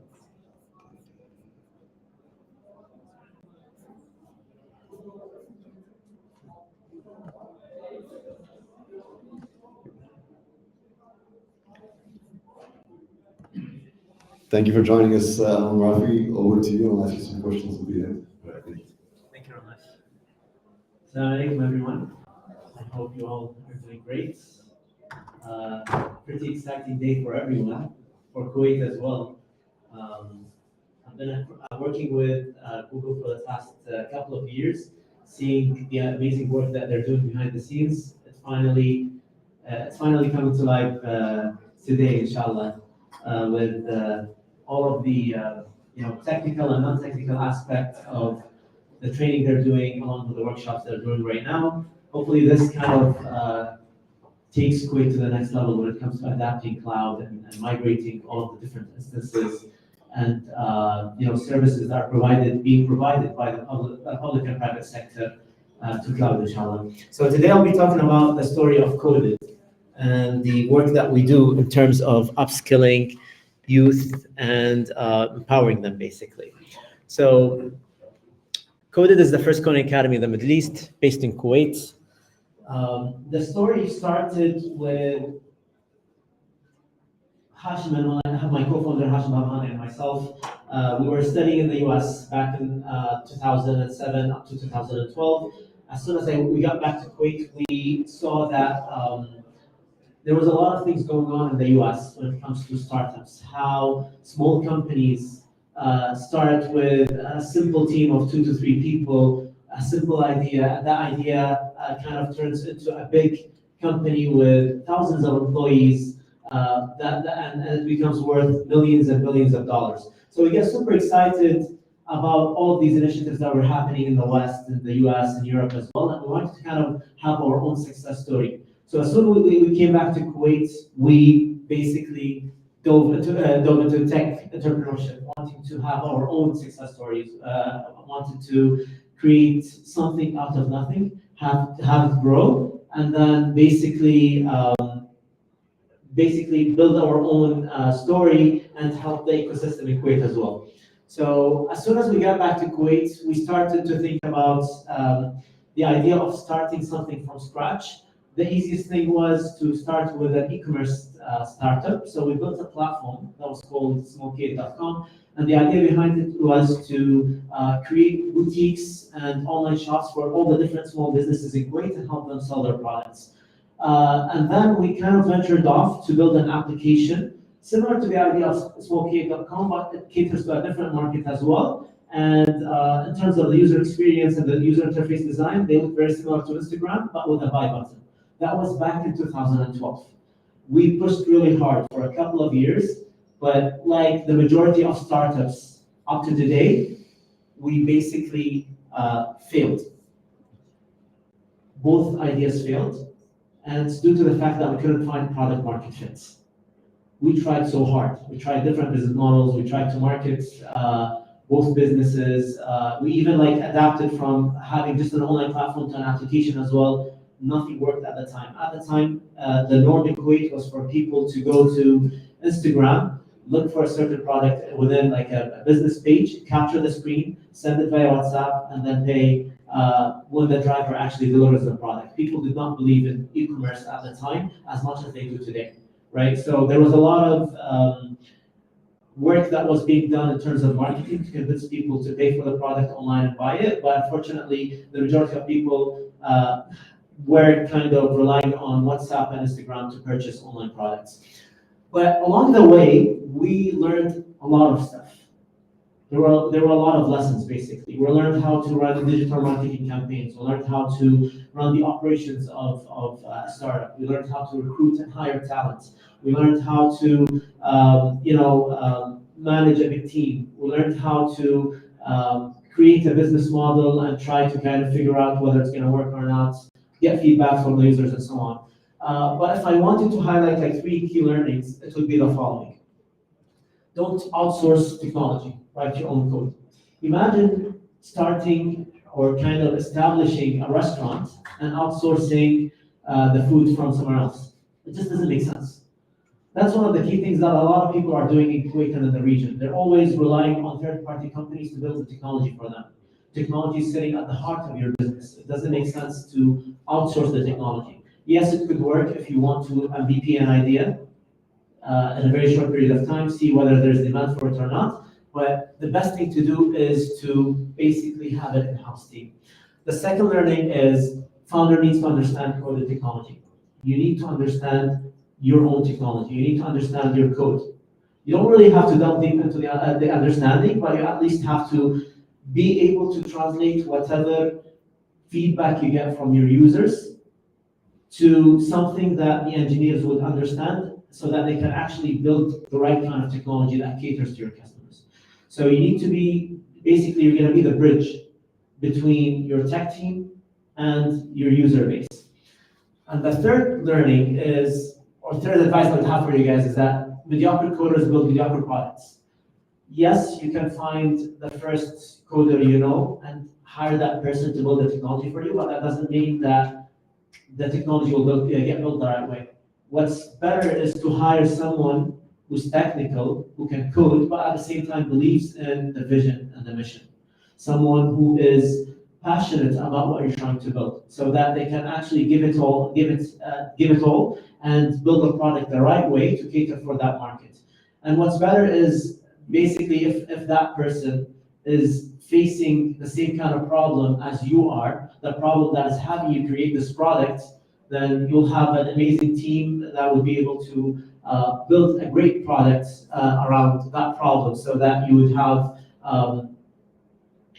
all the necessary skill sets basically to understand how to translate this problem into a solution and build a product around the solution. The biggest thing we found out was the following. There's a shortage of talented coders in this region. A lot of the different startups around us are facing the same kind of issue. It's always difficult for them to find and hire technical talent. It's easy to find people who are good with marketing. It's easy to find people who are good with operations, but there's always a struggle when it comes to finding technical talent. So we basically became obsessed with solving this problem. And that's why we created Coded. Coded is basically the first coding academy in the Middle East. And the idea behind it that made us start a coding academy is the following. Basically, we seriously believe that if you want to start a technical startup, the best thing to do is for you to learn how to code to solve your own problem, rather than relying on third-party companies or hiring someone to build the technology for you. So this is the first reason why we wanted to start Coded. And it came out of our own struggle. With the previous startups that we had built, we struggled quite a lot with dealing with the developers. So we wanted to learn how to code so that we can actually build the technology for ourselves. The second thing is that we wanted to cultivate talented coders in the region. We saw that there's a very big gap in terms of the number of talented individuals in the world of coding in Kuwait and in the region. So we wanted to create a new kind of wave with people who are capable of building technologies using the latest programming languages and tools that are available out there. And the third thing is that we also wanted to empower people to turn their dreams into reality. I'm sure you've been around people who have a lot of amazing ideas, but they don't have the necessary tools and the skill sets to turn these ideas into reality. We wanted to enable them by running boot camps and training programs that would teach them the right kind of programming languages and skill sets so that they can turn their ideas into a reality. So what is Coded? Coded is basically the leading tech and coding academy based in Kuwait. We're dedicated to providing exceptional educational experiences that cultivate world-class technical talents. Let me tell you a little bit about Coded in detail when it comes to numbers. Coded was established back in 2015. And since 2015 up to today, we've ran more than 200 programs and graduated well over 7,000 people who are capable of building apps, websites, and platforms. We started with a single coding bootcamp, the full stack bootcamp, but now Coded has a big range of products. One of them is Coded Juniors, which teaches kids the ABCs of coding and technology, starting at the age of 6 to 13. With this program, we were able to graduate around 2,100 kids so far, capable of building small games, 2D and 3D games, capable of dealing with 3D printers, block coding, a little bit around mobile development, and so on. So we're basically covering the fundamentals of programming and getting them to be interested in the topic so that in the future they can pursue their learning and create something at a very young age. We also have Kuwait Codes, which is a program that caters to high school students. It's being run in partnership with the biggest companies in the private sector in Kuwait, including Zain, KFH, AlMeraj Industries, and Agility. And the idea behind it is that we take in 1,000 students a year, mostly from public schools, and teach them how to code for free. This year, we included 2 new topics. We started to kind of teach a little bit about cybersecurity, AI, and data science. Other tracks that we cover are mobile development, web development, and game development as well. So far, we've graduated around 3,600 students from this initiative, and this initiative basically allowed us to tap into Kuwait's young talent. We can easily identify who's talented and who's not, given the great work they do at the training program and the effort they put in and the kind of projects they build. So that allows us to tap into that talent pool and basically hire them, provide them an opportunity early on so that they can, take part of all the different programs that we're running. Some of the people who are working with us as part of Code Juniors are actually Kuwait Codes graduates. So we're actually teaching them, empowering them to become TAs and mentors, and at the same time, give them an opportunity with us as employees and team members, basically. The other initiative that's also nonprofit is Academy X. This focuses on teaching female students from high school the fundamentals of building a tech startup, right? So we cover, through a 6-day kind of setup, we cover different topics. We teach them basically how to, first of all, ideate and come up with an idea that will be suitable for the market, how to build a business model around it, how to translate this idea into some sort of user interface and user experience design, and then use AI to turn that UI into code, and then teach them how to present that idea in front of potential judges or investors, and then they will basically build, deploy their projects that way. So far, we've graduated about 500 female students from, again, the high school level, and this initiative is growing heavily. It was started, we actually established it for the sake of wanting to address the lot of male founders, but we don't have that many female entrepreneurs. We need more female entrepreneurs in Kuwait. We also have Unicode. Unicode is very similar to Kuwait Codes. It teaches the same kind of programming languages, but for university students. And it's also being sponsored, like the other 2, by the private sector in Kuwait. We're about to launch this year's cohort sometime soon, inshallah. So if you have anyone who's interested in signing up, please have them follow our Instagram account, basically Coded Youth. So let's talk about the full stack bootcamp. This is the core product of Coded.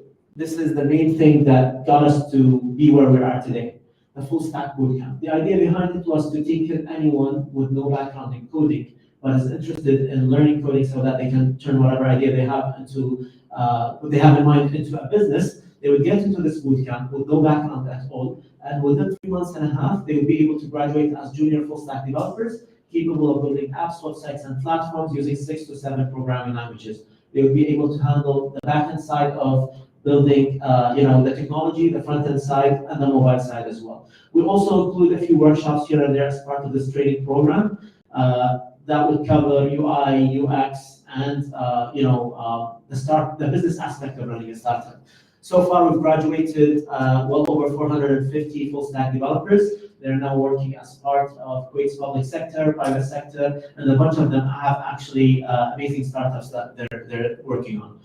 We also have the data science bootcamp, which focuses on teaching our students basically the fundamentals of data science and data visualization, basically. We cover a bunch of tools such as NumPy, Pandas, and a few others catering to people who are interested in analyzing data and using machine learning to come up with basically models that will help them predict what would happen based on the historical data. The majority of the people signing up to this bootcamp are from the banking sector.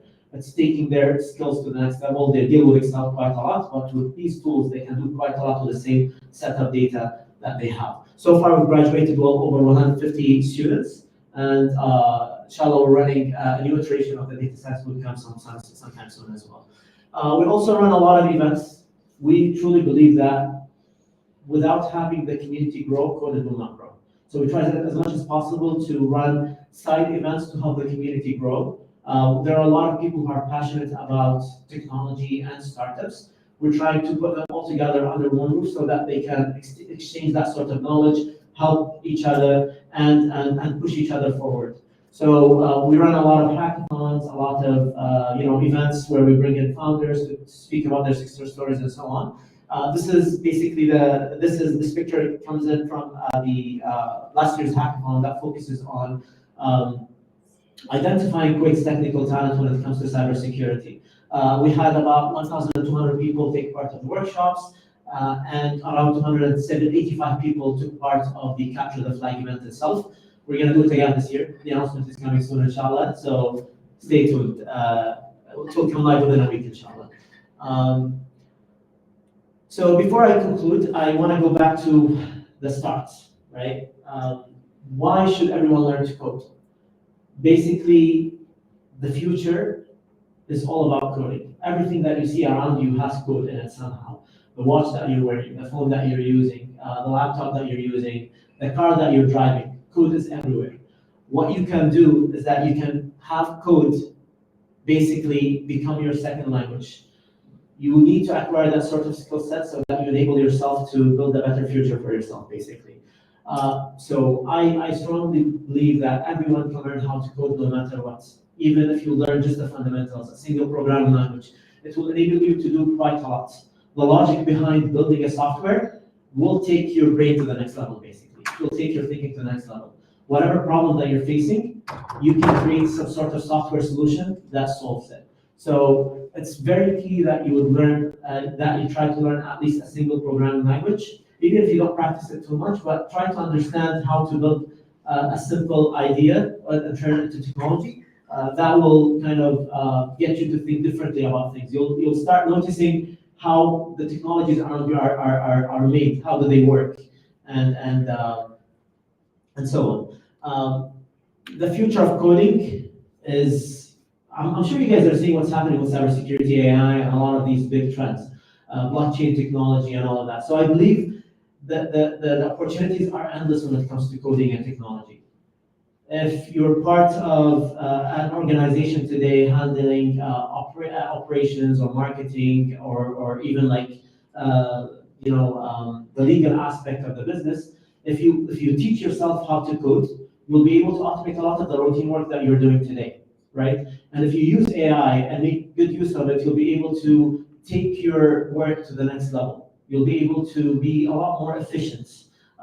Feed the AI whatever question you have in mind, whatever task that you're working on, and it will spit out a good solution in a very short period of time. You will end up saving quite a lot of time, and at the same time, you'll take your work to the next level.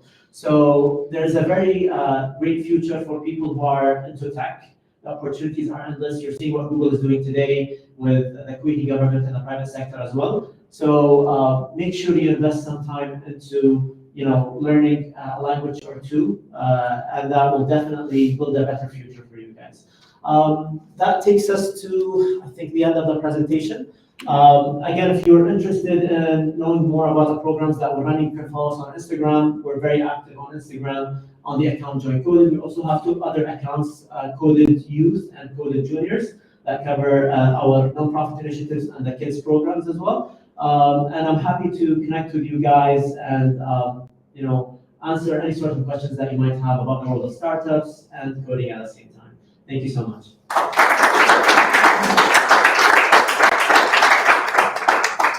Any questions? Or?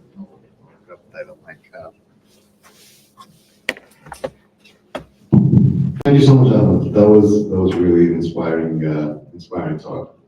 We'll open up to others for questions, but I have a few questions for you, and then we can start.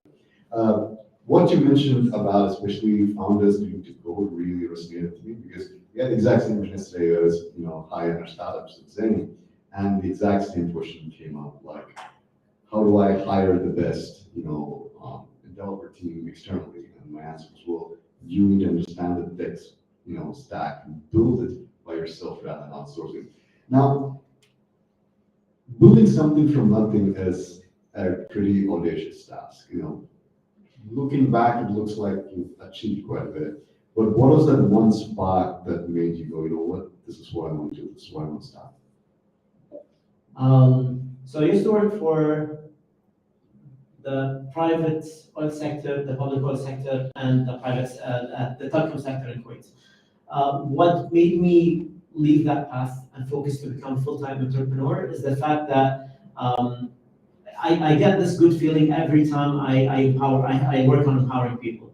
Like when I created these programs with Hashim and with the team at Coded, when we started to see the outcome of these programs and the success stories after these programs, that kind of gave us the energy and the push to actually do a lot more. I believe that Kuwait has a lot of untapped potential. There's a lot of talent in Kuwait that are looking for the right kind of opportunity for them to shine. We always hear big entities speak about the young generation of Kuwait saying that we don't have that much talent. I've seen talent firsthand through the programs that we're running. So this is exactly why we're doing this. I want to give them what I wanted to have back in the days when I was younger, right? I've always been around computers, around technology. I started super early on, around the age of 12 with computers. And during that time, I felt left out, as if no one around me understands my interests, has the same kind of interests. Everyone around me was into soccer and football and that sort of thing. So I kind of felt left out. We set up Coded in a way where it would be home to those people who feel they're kind of different. They're into technology. They're into wanting to do something out of nothing, right? And we set up the environment in a way where it would be very positive for them to be, part of the Coded family, so that they can isolate themselves from all the negativity that is going on in other places in Kuwait. Great, that's amazing. Now, when you want to do a startup, kind of the default someone looks for is, hey, where is it that I can make a lot of money? Where can I kind of scale? Can be unicorn? So naturally, right? If you're something you want to be entrepreneurial, you also want to be financially successful. And you've chosen kind of the education field. Sure, as you started, you're not starting off with a lot of cash flow, because you're doing it for the passion. You want hope for people who are kind of feel like they're left out. And through this journey, what was kind of the most difficult part in this journey, and kind of how did you kind of overcome it, and despite it, your life kept you going? So the journey has been quite challenging. It is still challenging, right? But the biggest challenge we faced was during COVID. We did not get that much support from the government, so we had to, and they actually shut down our training programs. We were forced by the government to transform our programs to online programs. We couldn't conduct any sort of offline training programs. So we had to kind of adapt. But at the same time, it was very difficult for us to convince people to take intensive online boot camps and courses online. So what we ended up doing was that we created something that's called Coded Factory. And the idea behind it was to help startups build technology through our graduates. We would take in projects and become basically the CTOs for these businesses. We would hire our graduates, provide them with opportunities, and build the technology for the founders who are not tech savvy or they don't have the necessary background.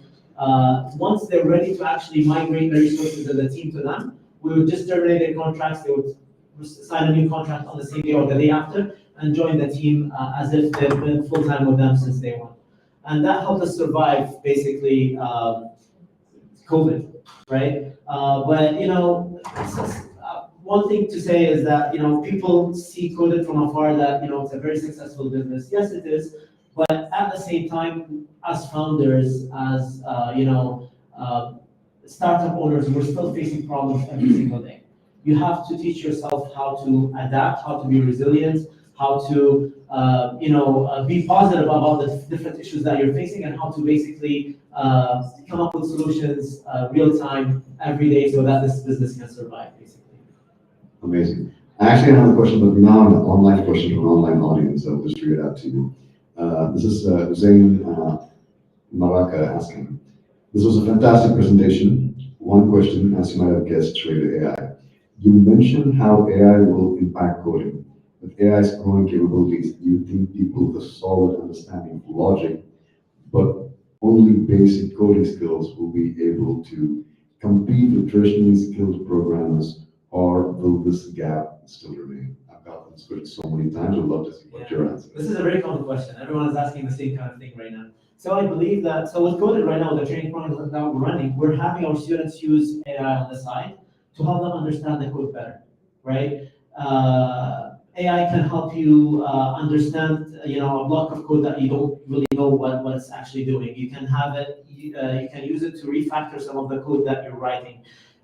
You can have it, write a block of code that is so complex in a very short period of time. So you can definitely make use of AI to help you build better technology. I don't think AI will ever replace humans, right? Yes, it will be able to build quite a lot at a very short period of time without having have the technical skills and the experience on the programming language itself.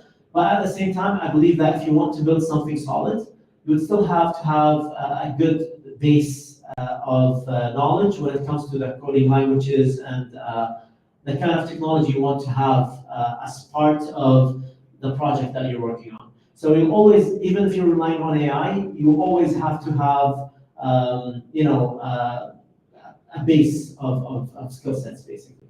100%. I couldn't agree more. I think AI is a empowering technology, not a replacing technology. Replace what we do. Get us to do things more efficient, more faster, but it won't really replace the fundamentals of what the humans would need to do. Any questions from the audience? You said the course, you said that 0 to hero course. How many months is it? You're the full stack program? Yeah. It's 3 months now. 5 days a week, 4 hours a day.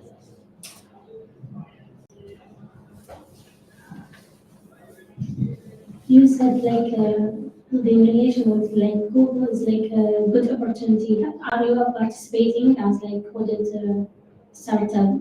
Are you having some sort of communication or collaboration with Google?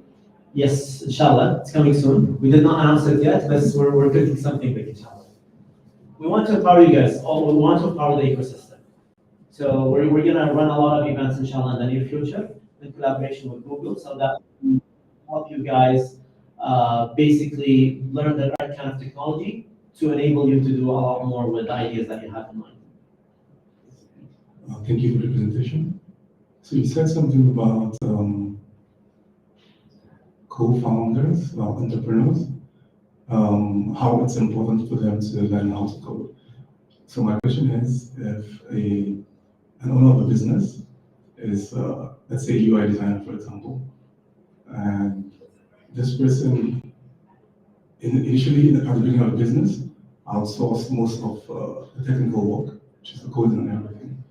And then at the point, after POC and everything, because the business is successful, would you still advise such entrepreneurs to still learn how to code?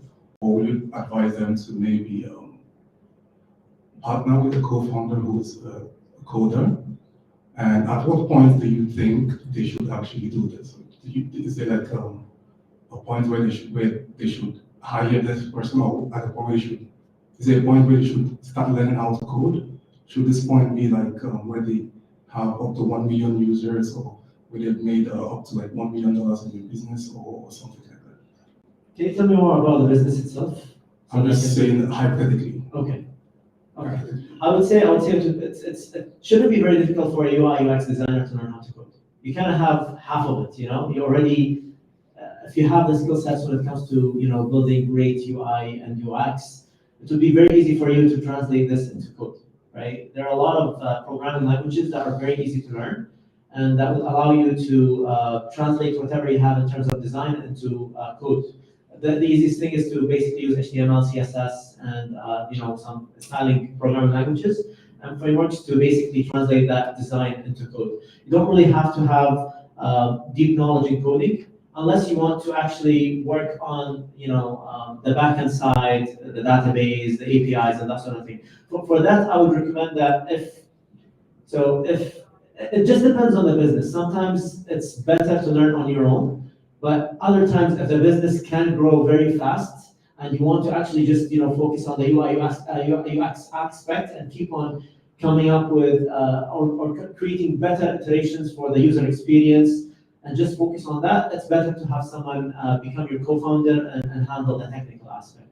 But if the business is not that big yet, I would recommend that the same person basically learns how to code. It shouldn't be a hassle. It's usually that coders don't know how to design, not designers don't know how to code. Okay, because I was thinking maybe it might be easier for this person to move more into management, learning how to manage the business, learning how to do project management and all that, than learning how to actually do the hands-on.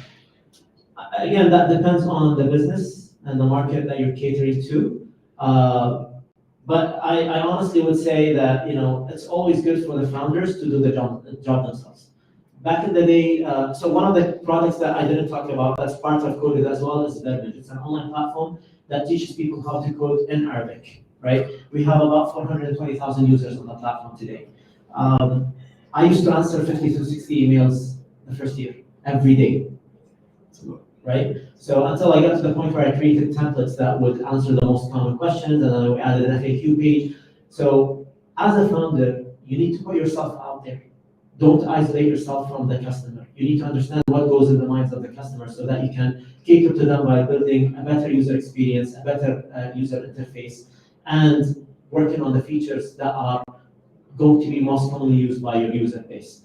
If you put yourself in a managerial role and you just have someone handle tech, just have someone handle UI, and you're just like kind of isolating yourself and kind of building a wall between you and your customer, you'll not do as well as if you were directly in touch with the customer. Thank you so much. That's very insightful. Thank you. Any more questions?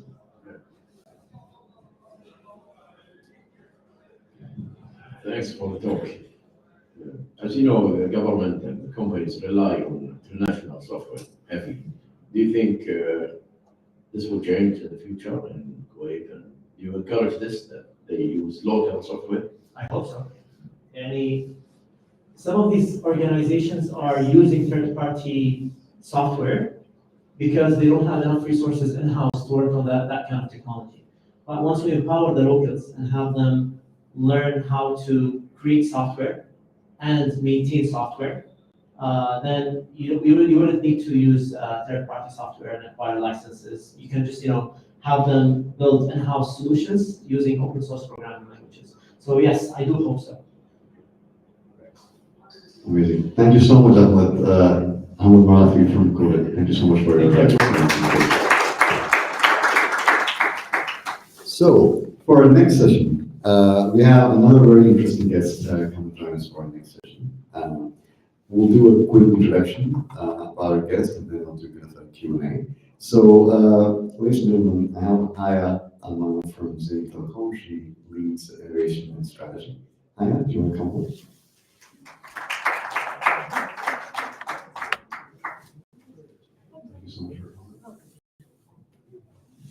صباح الخير ولا مساء الخير. Good afternoon.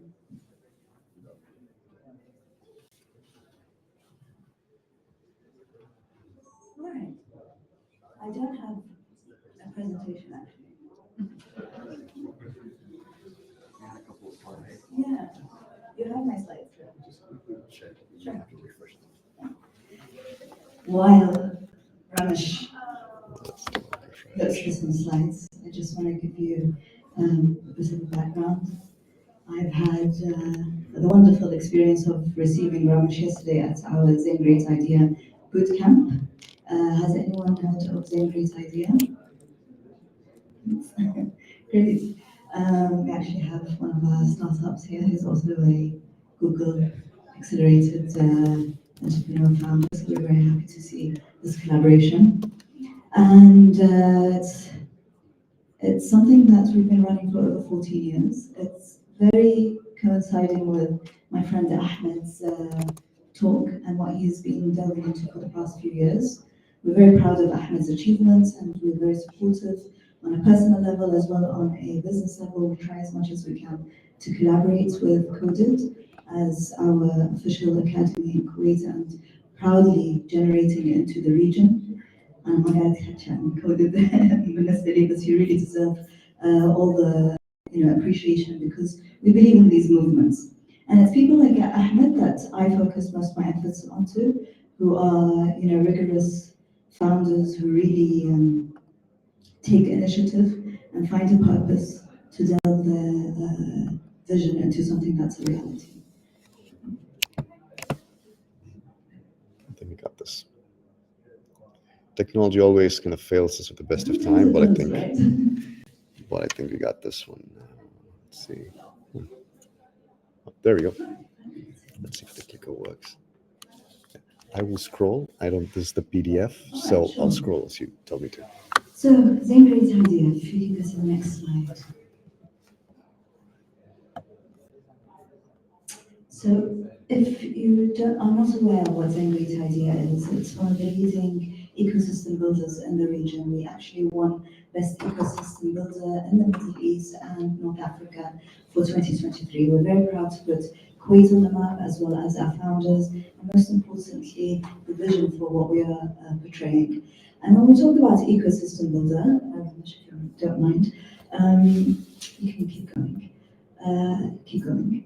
We actually focus on these main three pillars, and that's just a very short glimpse of what we do, but we try to narrow it down. So we focus on actually educating our community, whether it's from our investors or startups or partners, whether it's technical experts or coders or whatnot, into one lump sum of a community. And these knowledge is key. When we first launched CGI, we actually realized that people wanted money, but they didn't really have the knowledge, and this was around 2009, 2010. So then we had the MVP of failing the first time. And again, like Ahmed says, even us as corporate initiatives, sometimes we learn from huge mistakes that we make, although it was a big success. And we really believe that the gap that we were filling was evident and it was proved right. However, we were talking the wrong language at that time, so time was very critical. So knowledge was key, and then investment. There is money out there in the community, in the region. However, people are asking for wrong types of funding, or they're not really having smart investors, which is something that we focus on. And lastly and foremost is the ecosystem. So who are our partners? Who's this for? Are we building for both public and private sector? Actually focusing on just the entrepreneur? Are we looking at the educational system? How are we actually delving into this? And data sharing was really key. And we've realized that a lot of our CGI alumni end up getting so much further because of the exposure that they are gaining from Zain itself. If we can move forward. So over the past 14 years, we've actually catered to over 107 programs. We've accelerated maybe and knowledge over close to 3,000 startup founders. We've covered 9 different countries. In the past 5 years alone, we've raised over $100 million with our founders. We have hundreds of partners as well as our mentors and experts in the field. So we've quite a rich initiative and we're very proud of it. However, it took a long journey. And through this journey, we've managed to establish not only the ZGI initiative, which is an accelerator per se, but we've also launched our Zinc initiative, which focuses mostly on the innovation of our products and services and research and development and things like that, which is another core of our direction. Hopefully in the future you will see a lot more venture building rather than just acceleration or boosting or even incubating.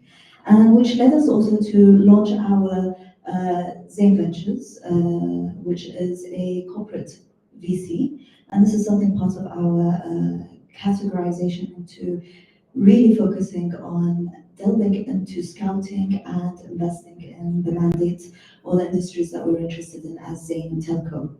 And if we move on to the next slide. Just last year alone, these are some of the startups. Do you recognize some of these logos? So these are actually part of our intake over the past few years. And the next slide. Just only the beginning of this year, this is actually Q1, I haven't updated the numbers, but I'm sure they're much higher. But this is these are some of the startups that raised dramatically. Actually, we connected them with Google Startup and they got a huge investment, which was great. And they're working with them directly now. If you move on to the next slide, these are some of our partners. We work with worldwide institutes as well as VCs and different players in the industry itself, both locally and internationally. If you move forward, our alumni, this is just a fraction. We have so much more. I can't fit them on the screen, but I'm sure you know some of these. And that's about it. The rest is just the accelerator program. If you want to go through one more slide, that's fine, maybe. Just to give them if you go back, also one more. Yeah, so just to give you a key about how the program runs, it's a call for applicants, a lot like what coding does, where they take up their full stack and whatnot. Our program is around 12 to 16 weeks long, which is around 3 to 4 months. And we call them up, we filter, and then we have a bootcamp, which we're running currently. Hopefully we'll be finishing next week. Very rigorous, very intense. We have, mentors from around the world, from IE, from MIT, Harvard, from local, partners and also founders. And then we have Super Saturday, and this is the most exciting one. It's when we have to actually pitch to a panel of judges, and then 10 of them get to progress onto the international accelerator, which is in Silicon Valley. And now this year we've locked down, obviously every year we visit Google because there are bodies in Mountain View, but we also have NVIDIA, we have Silicon Valley Bank, we have so many on our list this year that we're really excited to integrate with. We have sessions and talkers and speakers, and as well as the events that we will be running. And the reason why we do it in Silicon Valley, because as Ramesh will also agree, there's a certain vibe that's not available worldwide. We've done this in Europe, we've done this in the UK, we've done this in the region, in North Africa. There's nothing like Silicon Valley, just because it's such an adaptive and strong ecosystem that you get a hint of how you should be running your business as an agile founder. And that's the one word that we always try to focus on. After that, we come back, we mentor, and then we have our demo day where we present our pitches to the founders, that present their pitches to a swarm of investors, and it's very exciting. And then we have co-development and investment, where we as Zainab also start really working with the startups. So this is just the prep for our startups. It's very intense, it's very heavy, but once we get to the end, we start to actually talking business, how we can move forward, how we can integrate your business into our business, how we can support in any way or form. And that's about it. Amazing. Thank you so much, Haya. I really appreciate you taking time and talking to us. Very, very inspiring person. I mean, I had a chance to chat with Haya yesterday, so would love to recap some of the conversation. It's very similar, very parallel to Ahmed's journey as well, and how you built up this program, built this ecosystem. So before we go in, I'd like you to recap your professional journey to us, so you understand. You've been doing this for a number of years, Zain, but before that, how did you start your professional journey, and how did it come to the Zain Accelerator program? So I like to refer myself as an entrepreneur as well as an entrepreneur. So I do have my own private businesses, but I also started every single department that I work in at Zain, which makes me an entrepreneur. I started off as a VC, so there was a venture capital firm in Kuwait, and at the time, early 2000s, the hype was to be an investment firm. Top-notch people wanted to work with, high-rolling investment entities that did mostly mergers and acquisitions. Venture capital was not yet established, and still is not yet strongly established in Kuwait. However, we have a few firms. So I started off there, and I thought it was so interesting. It's fantastic. It was definitely something that I enjoyed to a certain extent. And then 2007, almost 2008, kicked in. And me and the financial, my Indian friend, he was fantastic. Me and my financial analyst in the team realized that the economy was going to crash. So there's going to be an investment crash in the world, and mostly would impact us as investment field. So we decided, us and all the young kids in the firm, to quit. So surprisingly enough, every founder's career journey is also like that. So we decided to quit, and I took a 6-month journey to travel around the world. And this is something that sometimes as people who are working very seriously in the projects or they don't know what's coming next. Maybe because I was younger, I felt like doing it, but now maybe I would think twice about it. And through this journey, I met a lot of people, and one day in Zanzibar, I came across a very nice man who had a chat with me, and I was there with family, and they know my family. And after a day or two, I got a job offer for a corporate, and I refused it on the spot, obviously, because coming from a small VC, I always imagined myself either working in a startup or being a part of a startup or working with startups. So I already knew that I wanted to work in the field. I didn't know it logically. And when I got back to Kuwait, my brother said, this guy is the group CEO of this telco company. You should go to the interview. And I said, no, I don't want to work in a big company. And he's like, out of courtesy, just go see what your odds are. And this really makes me realize that sometimes it's important to take, opportunities and the chances that you don't expect. So I went and I fell in love with Zainab. My first ever interview with the telco. And I love the team, I love the vibe. When you first walk in, it was a different world. It wasn't like any strict corporate landscape. People had a very friendly, truly a wonderful world. So I remember then I decided to, start making arrangements, and I decided to work at Zain. So that was how I entered into Zain. But I still had that need to launch a VC fund. So I went to the CEO, a very young, newcomer, and I said, let's create a technical fund. And he laughed at me. And again, rejection is very important in this journey. And this is, I've pitched so many different things, and I keep getting rejected. And in Kuwaiti, we say you have a very wide face. And I think my face kept getting wider because I just, accept rejecting so much. Because the more you ask, the more you realize and take the feedback, the more you realize you have to edit your pitch. So then I settled for creating the program rather than an accelerator. And along the years, we have this. I've launched also the sustainability unit, which I headed for years, and then the innovation department. I'm currently heading innovation and entrepreneurship. So it's been quite a journey and so many different initiatives other than Zain Great Idea, but this is the one that we're running currently, and we're proud to always announce. That's quite amazing, right? So I think given to serendipity, right? So that one chance Absolutely. in Zanzibar. Yeah. I actually took a whole presentation internally at Google of how people should get into serendipity because there will be opportunities that come up. So this is quite a fascinating journey. You've done so many things internally, right? But as you work in the startup ecosystem, and you mentioned that the Silicon Valley is special because this is a vibe. There's a healthy and crazy disregard for the impossible in the Bay Area, from my experience. Some of them are just crazy, some of them just like crazy for a reason. Now, as you look at the startup ecosystem here, what is the one thing that Kuwaiti startups have that no one else has? That's a really good question. Okay. I think they've got, every startup has to have grit and hustle and the bustle of things. But really, in Kuwait, we don't have structure. And I think this is something, there's a whole lot more structure internationally. So they're really delving into the unknown, all right? So they're really good with uncertainty. Our regulations are tough. And if you can make it in Kuwait, honestly, it's an MVP for anywhere around the world. And if it succeeds in Kuwait, that means you're the next unicorn probably in the region.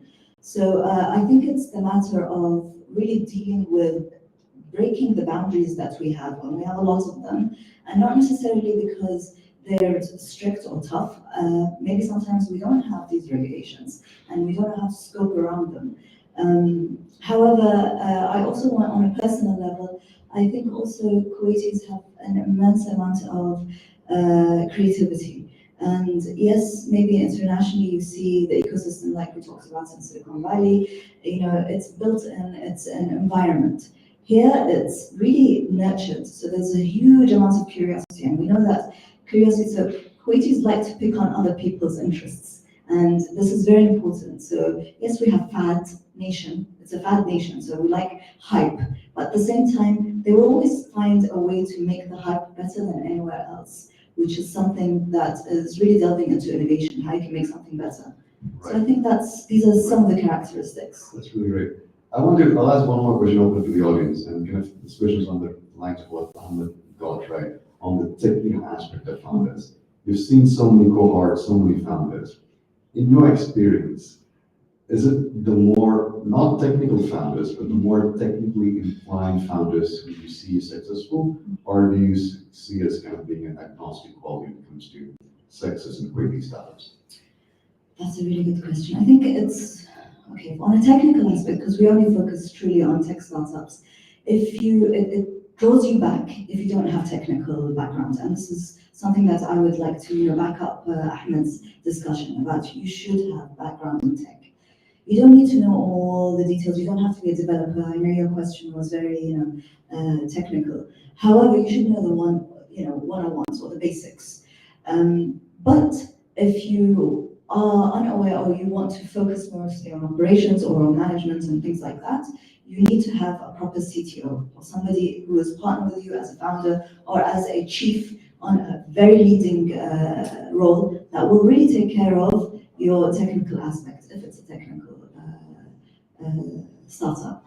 And if I would say who are doing better, I would say that those who educate themselves are doing better.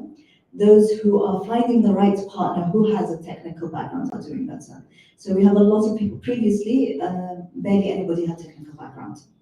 Now you'll see a lot of people by nature are like finding and looking for CTOs. However, the biggest demand for us, always within our founders, is the technical. You might not find a lot of people here because this is a very niche group and they're mostly developers and they have that kind of background. But if you come back to ZGI, you'll see a lot of people saying, I'm on the lookout for a technical team or a technical chief, and that's where we always tell them you should connect with Uniqarn or all the others that would have these kinds of platforms.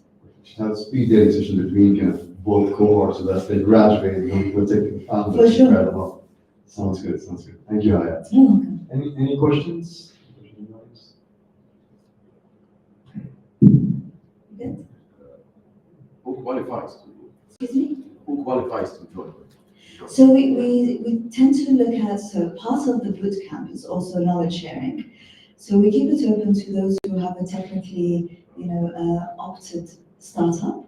And it doesn't have to be a tech startup like an app or a website. People constantly think it's that. It could be an actual innovation when it comes to a software or a hardware or anything on that level. It has to be early stage. It has to be up and running, at least an MVP or a prototype. And that's it. It's a partnership, right? Well, if it fits into our mandates, yes. And if it doesn't fit into our mandates, then definitely we'll find you the right partners. I actually have one question. The investments that Zainab just raised, it's only on creating startups or across MENA? No, we have so many, we invest in many different startups. We have a few VCs that we've invested in Silicon Valley. So yes, it's very open, and especially in the MENA because we operate in 8 different countries, so we're quite widespread. Any other questions? So have any of your CGI members collaborated and maybe ditched their original idea and just collaborated on one business? And if so, do they usually merge their ideas or their startup ideas into one, or just go for one of them? We have actually, yes, we had a lot of them actually collaborate. So they don't tend to, cancel their businesses per se, but they might utilize different features. And this is something that we keep telling our startups at the bootcamp, that please network, because you'll definitely find different features that you can collaborate on. Other cohorts, we've actually had people who come back, close shop, they close their businesses, they do collaborate and they do launch their own other initiatives. It happens. And we have some founders who close their businesses and they launch new businesses. So actually the 2 successful ones like Dabdoob and Qasil, they entered CGI as a totally different initiative. And now you know that, mashallah, Dabdoob sold, I think, around 60 million last year in Saudi, part of there. And also Qasil is expanding. So yeah, we're focusing on the founder and not the business, not the idea. Ideas will come and go, and there's no original idea. But if we focus on the founder and actually accelerating this person, we know that they will take any business to the next level. Okay. Any other questions?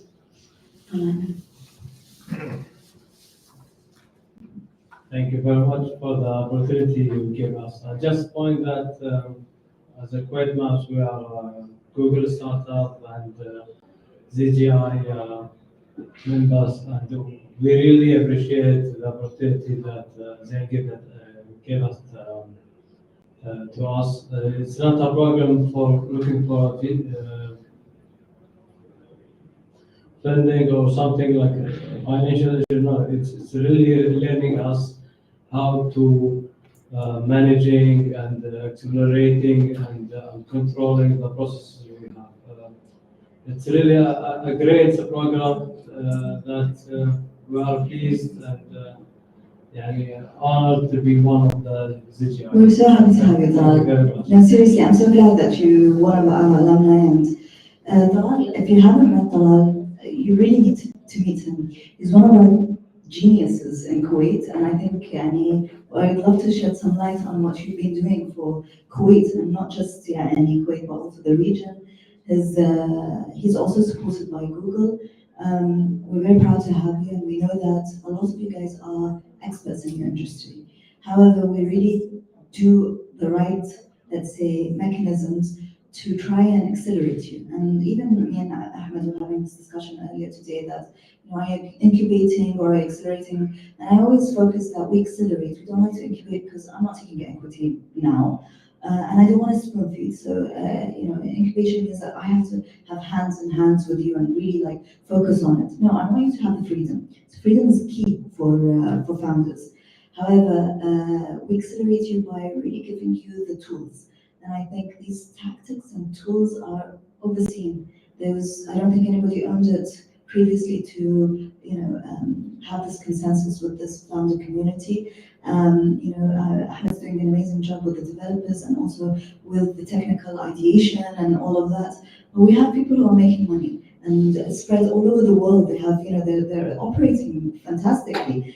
But simple, key tools that could adjust the startup is not being implemented. And I'm so happy to support you, Dalal, and hopefully more to come. Any other questions? Please. Thank you so much, I really appreciate it.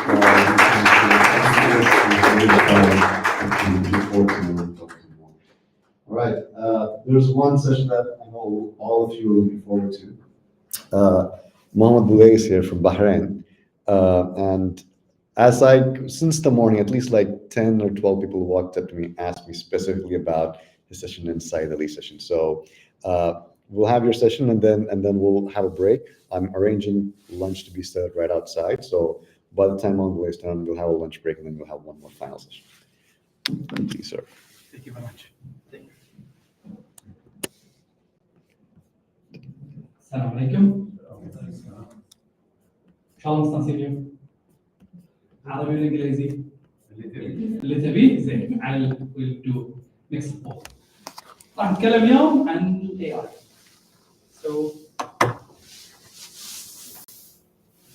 راح نتكلم اليوم عن الذكاء الصناعي. The newer version. راح نتكلم اليوم عن الذكاء الصناعي، لكن قبل ما نتكلم معاكم محمد بوعلاي. انا جوجل ديفلوبر اكسبرت في المشين ليرنينج وتعلم الآلة. تعرفون يعني شنو الذكاء الصناعي؟ في احد يعرف يعني شنو الذكاء الصناعي؟ شنو يعني الذكاء الصناعي؟ What does that mean? What does AI mean? Okay, artificial intelligence. Yes. What does that mean? Model to do automation tasks. Okay. Model to do this is automation. So AI only automation. When you teach machines to act like humans. When you teach the machine to act like human, that's a really good answer. Okay, what does that mean? Hello? Statistics and probability. Statistics and probability. Okay, that's good. Okay. The machine thing. If the machine thing. دقيقة واحدة just a second. I think this is the other version. I just sent an email. Sorry. Because I'm really keen to know the answer to this question because I would try explaining it multiple times, and I want to see how you explain the it. latest email. There we go. This one. Okay. Statistics, we said something like a human. I would say something like statistics, but now I will explain what does AI mean and how does ChatGPT, Google, Gemini, and Gemma work. Okay? And do you know how does these AI work? You said statistics, right? شلون؟ لا LLM اوكي large language model شلون LLM مشبوكه بالstatistics؟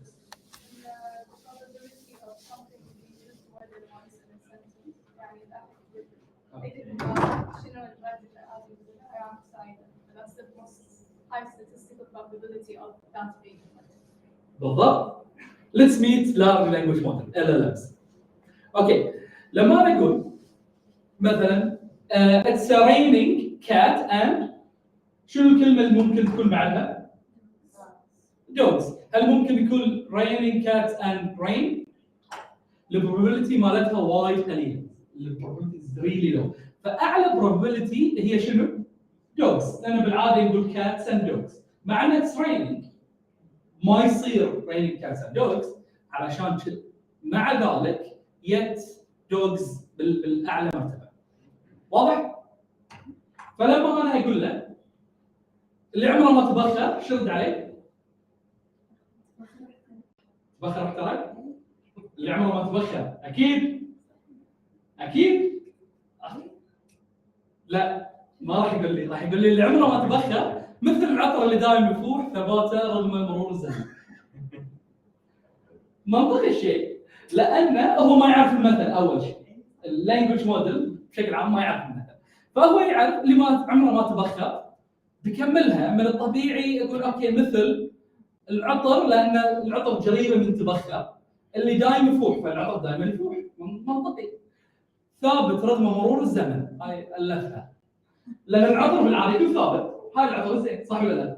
فعلشان كذي الف هذه الكلمه وكذي يشتغل الجنراتيف اي اي الذكاء الاصطناعي التوليدي يسمونه بالعربي. واضح الحين؟ انزين متى ابتدى الذكاء الاصطناعي التوليدي او اللانجوج موديل بشكل عام؟ متى تتوقع؟ 2017 بالضبط. معلش انا من جوجل. انت من جوجل اكيد عارف الموضوع. من 2017 هلا من شغله اسمها ترانسفورمرز. قبل لا نشوف ترانسفورمرز ليش تتوقعون الحين كنا نشوف شات جي بي تي وجيما وكل شركه كبيره قاعد تسوي their own language model. السعوديه قاعد تسوي their own language model. الامارات ايش قاعد نسمع هذا. والبريك ثرو اللي قاعد يصير في الاي اي شيء مو طبيعي. يعني بريك ثرو من 2022 لليوم كله اكسبوننشال جروث. خلينا نقول ليش تتوقع هالشيء صح؟ بس easily accessible. Make our life easier. صح بس ليش؟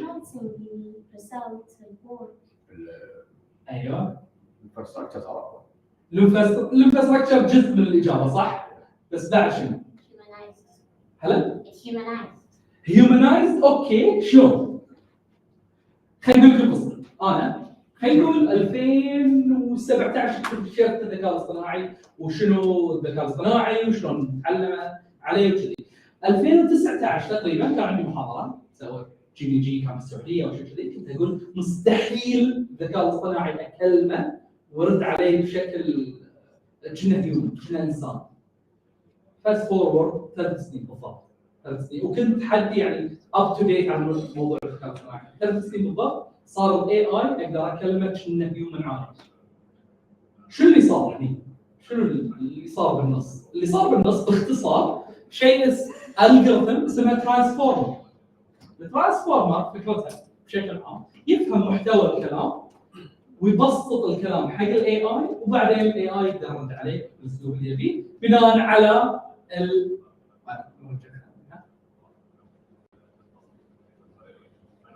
اوكي بناء على البروبابيلتي اللي موجوده هنا. طبعا هذه اوفر سمبليفايد. الذكاء الاصطناعي ما يشتغل كذي في شويه كومبلكسيتي اكثر. زين نرجع له. زين بشكل عام في نوعين تقريبا من المودلز من الاي اي. في نوع كلوز سورس مثل منو يعرفه؟ اشهر واحد شات جي بي تي. بعد شنو؟ تقدرون تخشون؟ جيميناي. سمعت عن جيميناي؟ في احد يستخدم جيميناي من قبل؟ جيميناي، شات جي بي تي، كلودي، في احد يستخدم كلودي؟ ما شاء الله عليك، الجرات كلهم ما شاء الله. هذا كلوز سورس. كلوز سورس يعني خلينا نقول شركه واحده عندها الذكاء الاصطناعي ما حد يقدر يعدل عليه. زين. في نوع ثاني اسمهم اوبن موديل. يعني شنو اوبن موديل؟ او اوبن سورس موديل. اوبن سورس موديل يعني ذكاء اصطناعي انا او اي احد يقدر يلعب بالبارامترز مالنا، يقدر يفهمه، يقدر يعلمه. تمام؟ اليوم احنا راح نتكلم على اي نوع منهم تتوقعون؟ لا راح نتكلم عن اوبن سورس. وشنو راح نسوي اليوم تتوقعون؟ مع بعض. شنو عنوان الورشه؟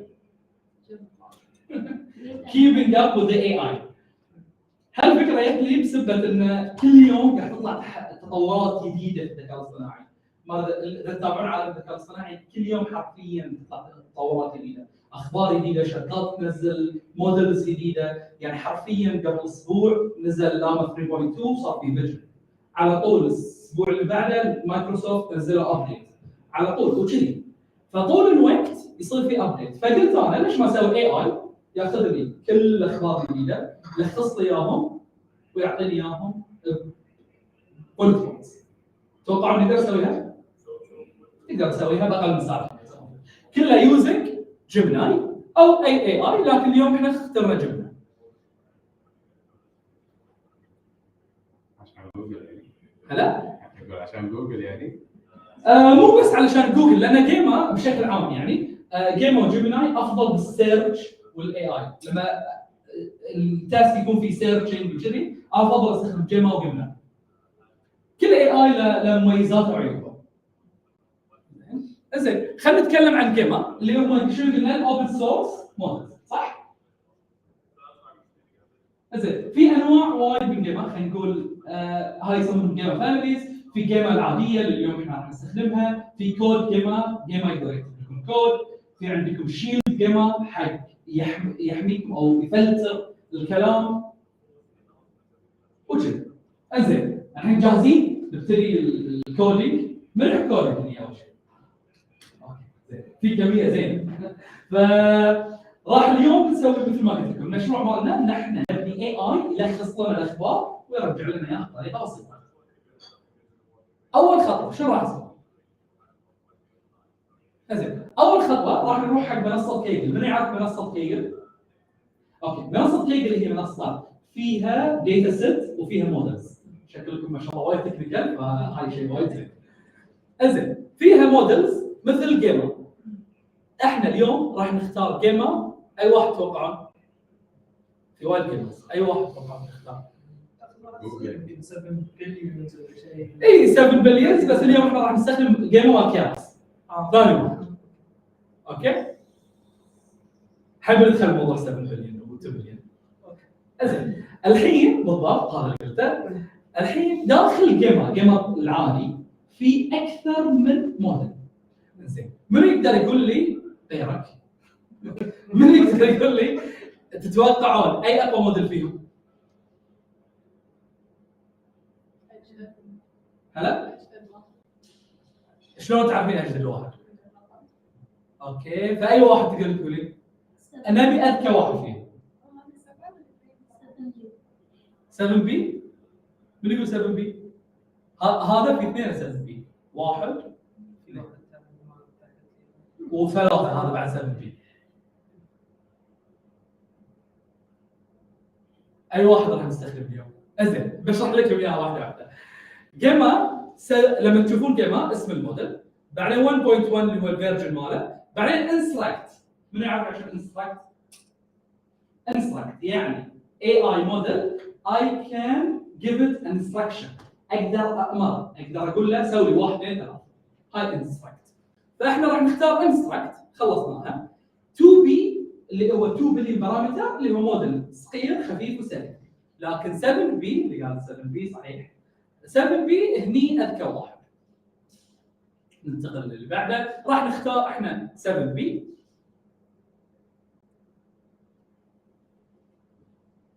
اوكي، راح نسوي ويفل ذا فورم مالت جيما اكسس. من يعطونا اكسس؟ اوكي، من يعطونا اكسس راح نروح حق كرييت نيو توكن. ليش كرييت نيو توكن؟ من يعرف؟ حق اللي جرب اي بي ايز من قبل. من الديفلوبر دي؟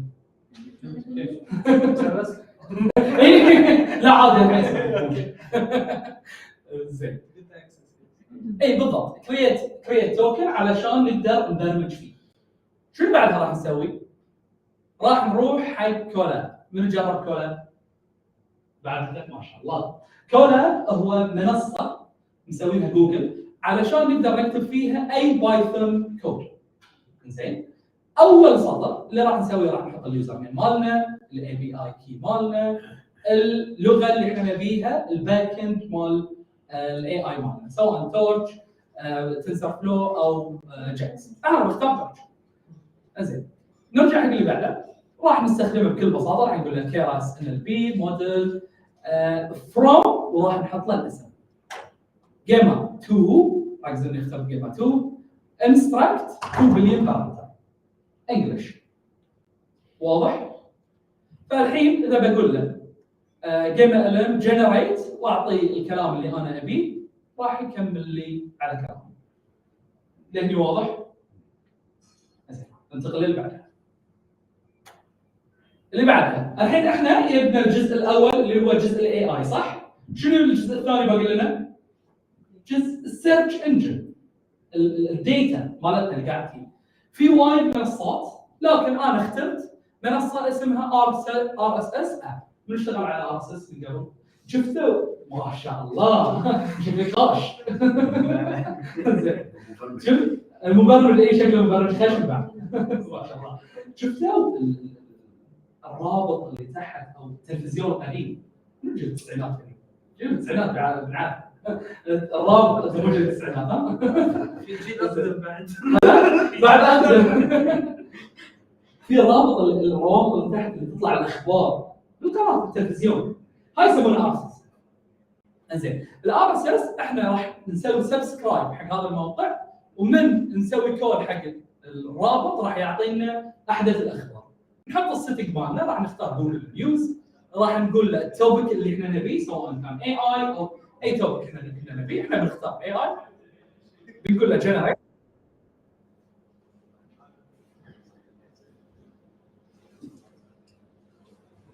اوكي، قلنا له جنريت، راح يطلع لنا رابط. الرابط راح يكون جيسون. شو راح نسوي؟ اللي راح نسوي راح نكتب هذا الكود. هذا الكود شنو يسوي؟ تقدر تقول لي؟ ايش تي ريكوست بعد؟ ياخذ الجيسون. ايوه، ويسوي له بارسنج. راح نسوي بارسنج حق الجيسون، حق الاخبار، وهذه طلعت النتيجه. شنو النتيجه الاولى؟ 1 2 3. يمكن هاي 10 اخبار. 10 ال10 اخبار اللي طلعت حزتها. في فوتبول كلاب قاعد استخدم اي اي، في اي ام دي ستوكس قاعد تصير، في ادفانسنج اي اي ايفنت وكذا. طبعا هاي فيهم ديتيلز بعد، بس انا الحين شو راح نسوي؟ الحين شنو سوينا؟ يبنى الاي اي جربناه، ويبنى السيرش انجن او الداتا. شنو الخطوه الجايه تتوقعون؟ ممكن مع بعض.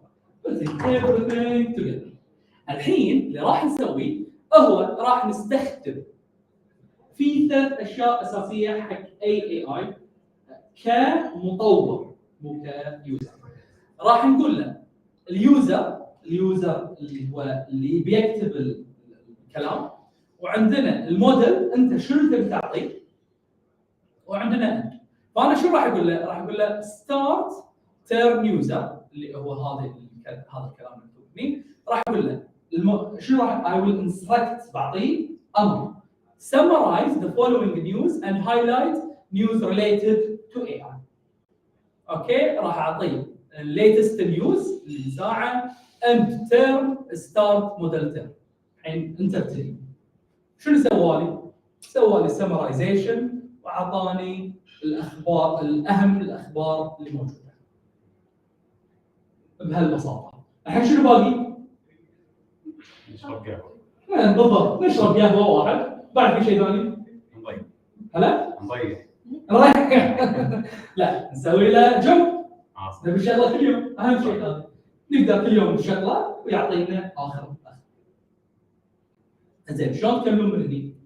او وين تقدرون تكملون؟ تقدرون تكملون انكم تقدرون مثلا تشغلون الموديل جيما لوكالي على في وايد تولز موجوده اوبن سورس، سواء اولاما، من نستخدم اولاما اتوقع استخدمت قبل يبين شيء جي بي تي فور اول، هذول كلهم اوبن سورس، خلينا نقول فريم وركس تسهل عليكم استخدام هذين المودلز.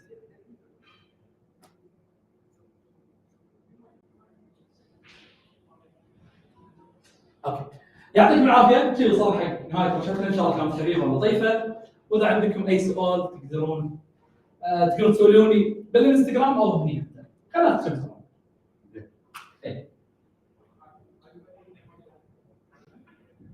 قبل لا نختم اذا عندكم اي سؤال اتفضل. What's the best AI tool for like thesis and like reading articles and analyzing it? زين واحده ثيسز حق ثيسز للحين ما شفت اي تول مخصص حق ثيسز، لان الاي اي جنرال كل ما ندخل ديب سبيسيفيك توب معين كل ما يضيق. اوكي فثيسز ما شفت تول زينه وايد حق ثيسز. حق ريدنج وايد تقريبا كل المودلز يقدرون يسوون ريدنج وسمرايزيشن على حسب البرومبت اللي تعطينا، علشان كذي يعني قاعد تطلع وظائف وايد اسمهم برومبت انجينيرز، اللي هو واحد مخصص يكتب البرومبت. حتى اللي مثلا تعامل استخدمت شات جي بي تي وجيما وجيميناي وايد المفروض، فراح تشوفين البرومبت مالك اللي تعطينا اياه يعطيك نتيجه ثانيه، فشوي شوي تعدلين البرومبت. في تكنيكس مثلا في واحد اسمه تشين اوف ثوت، في تكنيكس وايد حق البرومبت. فاللي انا اقوله البرومبتنج هو اهم من الموديل نفسه. الموديل ممكن يسوي لك سمرايزيشن، كلهم يقدرون يسوون سمرايزيشن، بس البرومبتنج تعطينا هو يمكن اقدر اسوي generating AI مثلا tools to read articles to summarize it مثلا. بالضبط نفس الخطوات هذه اللي سويناها بالضبط، بس اللهم تعطينا الدوكيومنت اللي Can upload my own document او مثلا في access على البيج داتا او بالضبط. الاوتبوت مال الاي اي التلخيص يقدر يدز لي اياه مثلا بدل واحد.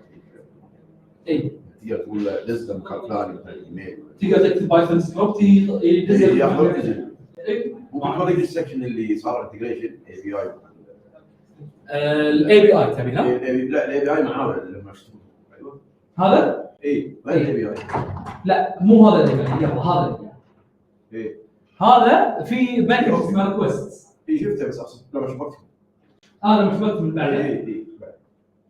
شوف انا سيفت النتيجه في ليتست نيوز. ليتست نيوز حطيتها انا وبعدين بعدين دخلتها بس بهالبساطه. فتقدر تكتب بايثون سكريبت يطلع لك النتائج كلهم على تفضل. اي تمام. Yes. What is the how is it secure? Like for example, maybe I have an idea to write a book. Yes. And I put my own unique ideas in it. Hey. Would the AI give if somebody else prompts something, would it leak my ideas to other people? Like my example, my scripts maybe, and somebody else input something, would it leak to other people? Directly, it won't leak. Indirectly, yes. Unless you paid for the service in general. يعني, for example, any AI, there are some subscription that's paid that the model cannot retrain based on your data. But in general, any free closed source solution will retrain the data, but يعني, it's not directly. So if you give it your book and I ask it about your book, it won't give me any result. But what you can do, you can use open source model just to make it secure. For example, in this Scholar, whatever I put here, the AI won't train on it. Nobody will see these data because I did it. You can use something called unstealth if you want to find a unit and teach it something. Unstealth. Unstealth. If you want to, for example, teach it your style of writing, you can use fine tuning. No, like how we daily use ChatGPT easy way and if or your like writer's block. Yes. What ideas and at the same time you're afraid your ideas would like You can just pay for Gemini or something. There is now also some research, especially for let's say the image generation. So what they do, the data set, for example, they call it the poison these images or something. So if an AI try to be trained on them, they cannot use it to generate new images. So they poison or the seeds they call it. So it's still something under the research. But I think maybe it will fly in just to protect the IP of the person because it's a concept actually for not even for writers or authors, even for big companies like Google. We as Mohammed mentioned, we don't take your data and we retrain our models on that. We don't use this, especially if you are going with a closed source like Gemini. This is not going to do. But also there is something on the academic part is they are doing some research even to protect, even for maybe the public or open source ones. Because once you publish the data on the internet, anyone can scrub the data and use it. So still, we are still in the early stages. I just want to add that. Thank you very much. And Tarek, did you add that you started with the community programs and now you work for Google? you should mention that before the time. Please mention that, Tarek. Oh, I mentioned what, how I started and this is okay. Coming to front. Okay, you want to feature me somehow, okay. We want to make you famous. Okay. So let me just introduce myself. My name is Tarek. I'm a customer engineer, works for Google Cloud. I remember I started my cloud journey in general 2016, something around that time. And I remember, I just, went to a couple, I think, of the sessions. I saw there's some announcement on LinkedIn, I believe, or something. I can't remember, maybe on Instagram or something. So I went, I connected, and I liked the whole community thing. And I can see some people who I worked with. And after that, I said, why not? I will start even my own community. And believe it or not, I was the founder of Azure, that time, community. But what I'm trying to say here, it helped me a lot. I learned, I connected with people, invest in yourself. After that, I got an opportunity to join AWS, and from AWS, I joined Google.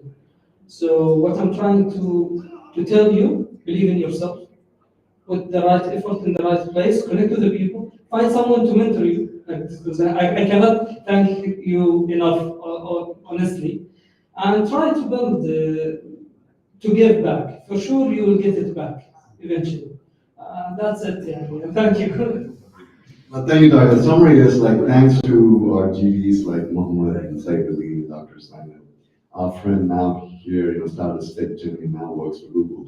Though he started as zero in AWS, he came to the right place in the end. It's a long roundabout trip. Go ahead. Do we have one more question? One last question? That's all.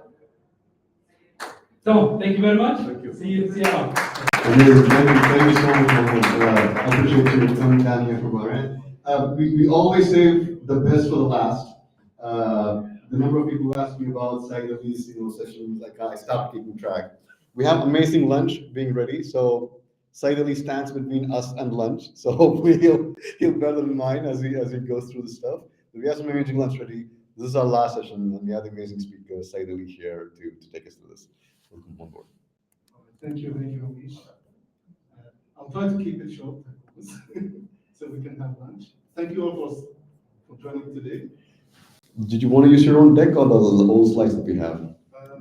The same link I updated this. Okay, perfect. So let me do a refresh.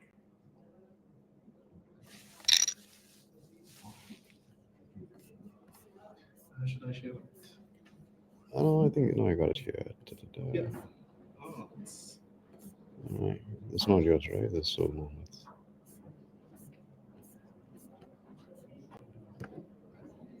It's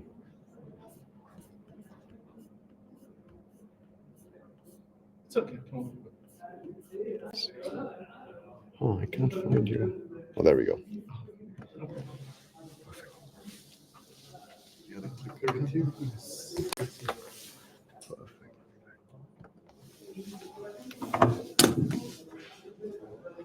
Okay, Assalamu alaikum. Should I speak in English or no? Okay, so thank you all again for sticking until the end of the event. Thank you, Dr. Zainab, everyone who organized the event. It's a really nice one. I hope you enjoyed today. And today, so my name is Said Ali Khan. Of course, I'm from Bahrain, as Ramesh said. And I work in BNP Paribas as a software engineer, regional software engineer. And I'm also a Google developer expert and data developer. And being a Google developer expert, we travel the world, we go to sessions, different cities, different countries. And one of the things that, or one of the countries I have been lucky to visit is Egypt. And during my session there, I think the clicker. During my visit there, I was wondering, I had a question, and the question was how the pyramids were built.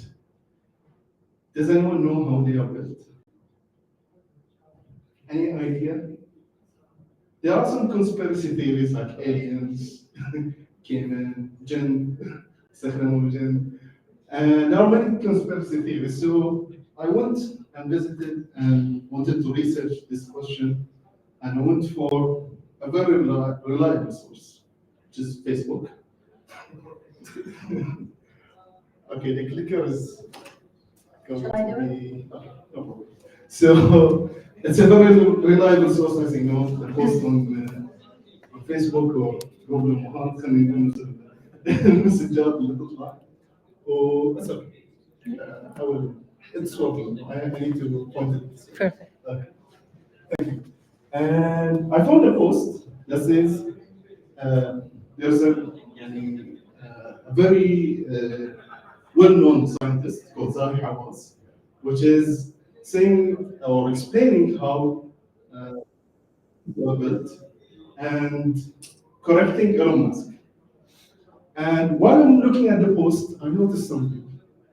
You see the Sphinx or rubber hole, as we call it. It doesn't have a nose. And the first thing that came to my mind as a developer that this could be the oldest production work. And why it's not fixed yet and what's going on. So I digged in more, trying to understand what's going on, what's happening. And I wanted a proof that this is a production work. So I found I researched and I found two tablets with hieroglyphic language. And these tablets were near this Sphinx.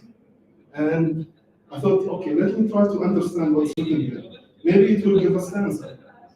So we are using a hieroglyphic LLM to translate one of the tablets. And once we did that, we found a Jira ticket for that one. Anyone's using Jira? Okay.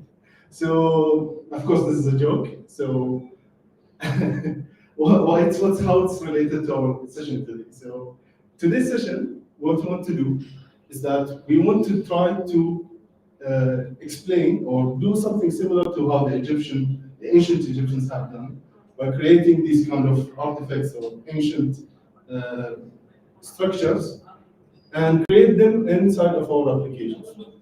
So in this video, it shows us an avatar, a personal assistant, and this is what we will try to build, that you can communicate with, and it can give you the answers. And it can be purposed for as a help desk or a self or anything powered by Gemini. So this is what we will try to do using Flutter and Gemini.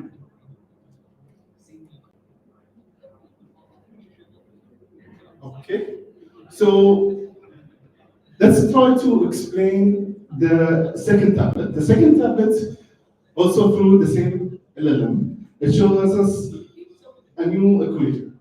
F plus G equal a cool application. Does anyone know what F plus G stands for? Flutter and Gemini. Okay, so Flutter and Gemini equal application. This is what we are trying to do. And before I continue, I wanted to ask: does anyone know what Flutter is? Can you raise your hands? Okay. Have you used Flutter before?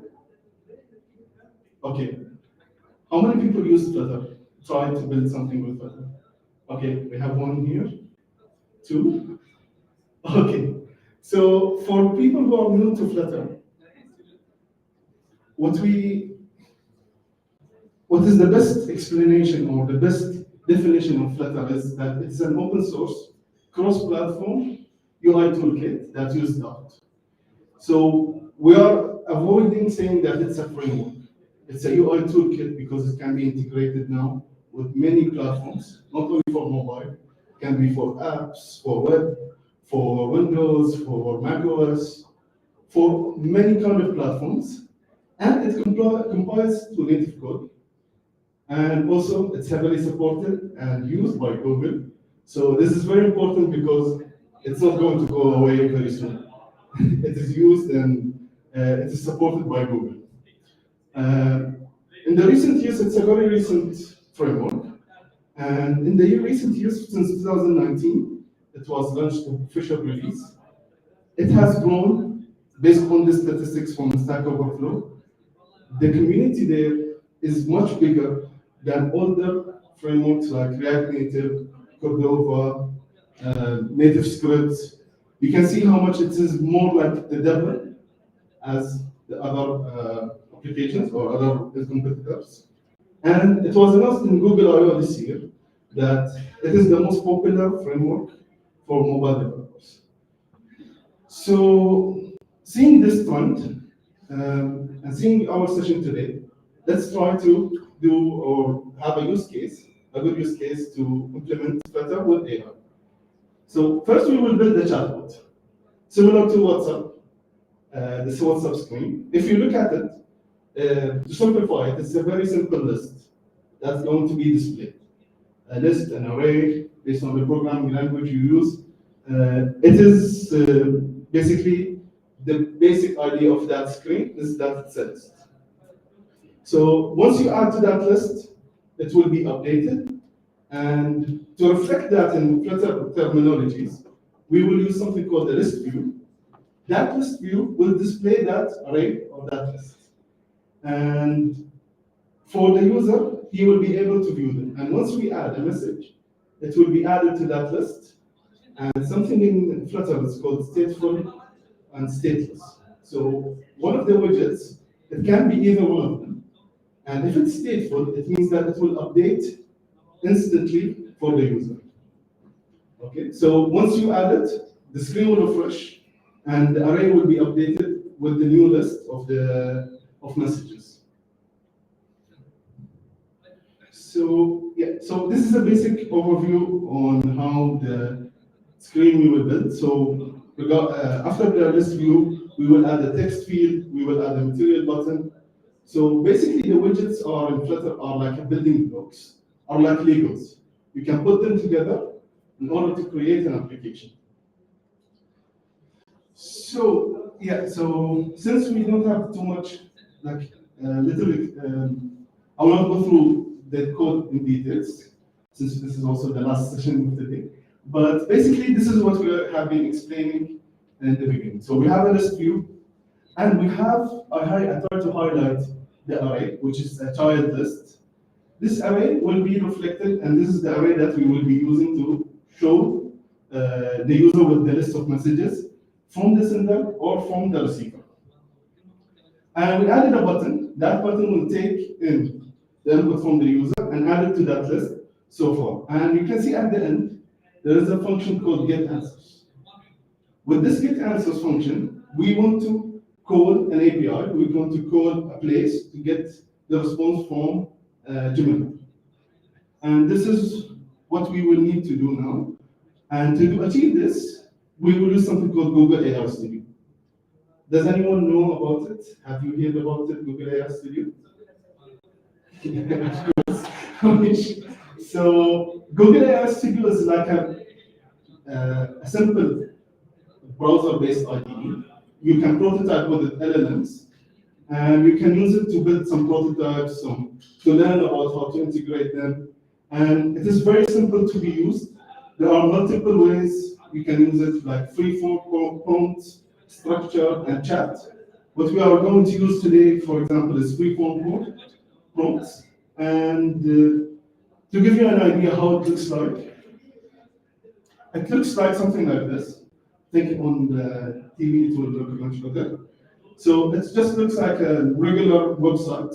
You can enter, and then you can do and achieve and change the parameters inside of it. Okay, for us today in this session, we will only need to get an API key from you.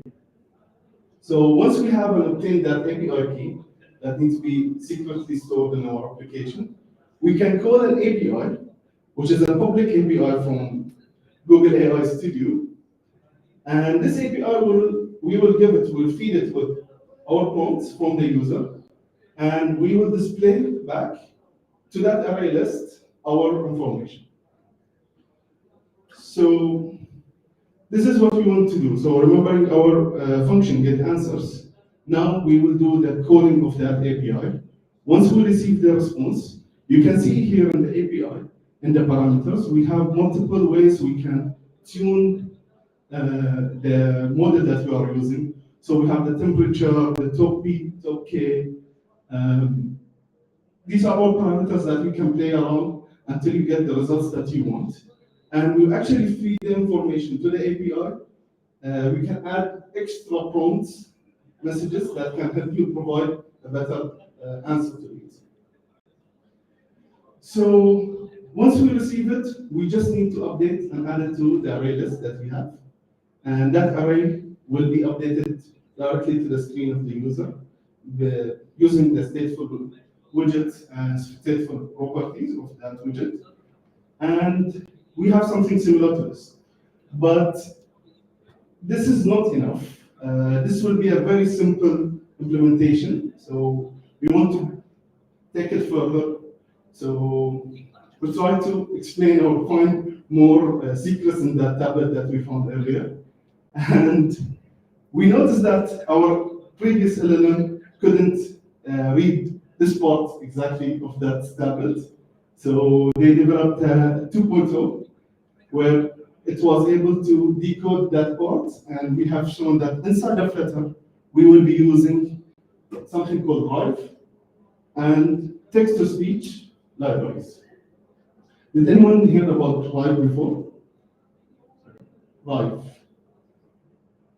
Okay, we will come to it. Okay, but before we continue, like I talked about the hieroglyphic LLM, so basically it might be just an if statement for this session, but in reality there is a really good project. If anyone is interested in this topic of how to decode the hieroglyphic language, it's called Fabrics. It was built by Google Art and Culture. There is a good also articles about it, how they have considered or they have understood these hieroglyphic characters as emojis. So they have related them together in order for the LLM to actually decode the hieroglyphic language. So if anyone is interested, I recommend this article from someone called Samia. She's really good in explaining it. And the project is publicly available if anyone is interested of looking for it. Okay, so back to our implementation. For text-to-speech, we can use public APIs, or we can use something that's already in our devices right now. So if you are using Android or iOS, in the native SDKs, there are an SDKs for text-to-speech. They are not the best in the world, but they do the work. So in Android here, it's called text-to-speech, and in iOS, it's called speech synthesis. It's the same thing. And It doesn't require internet connection, which is why it is going to be much faster than using an API or external API for it. And in order to do this, a really good guy from the community have developed a plugin called Flutter TTS, which actually use both SDKs in the background. So the way that Flutter was built is that it can access native code, and you can build bridges between native code to Flutter in order to call it from Flutter code as if it's a Flutter or Dart project, but in reality it will call the actual native libraries. So this guy have made this work and made it available for the community. And this is what we are going to leverage from today. And inside of our get answer function, we will just call this function to speech. We'll create it, and we will add the message that we will receive that we want the speech to start with. So basically, this is what we are doing. We are using the set state. We are again using a stateful widget for it. We are feeding it the information we receive from the API. And we are also, this is the function that we use to call for starting the speech. Once the speech is started, we can also initiate it with like the volume, the speech rate, all these functionalities or parameters we can tweak. And we have the speech availability. But before we continue, speech alone will not be enough.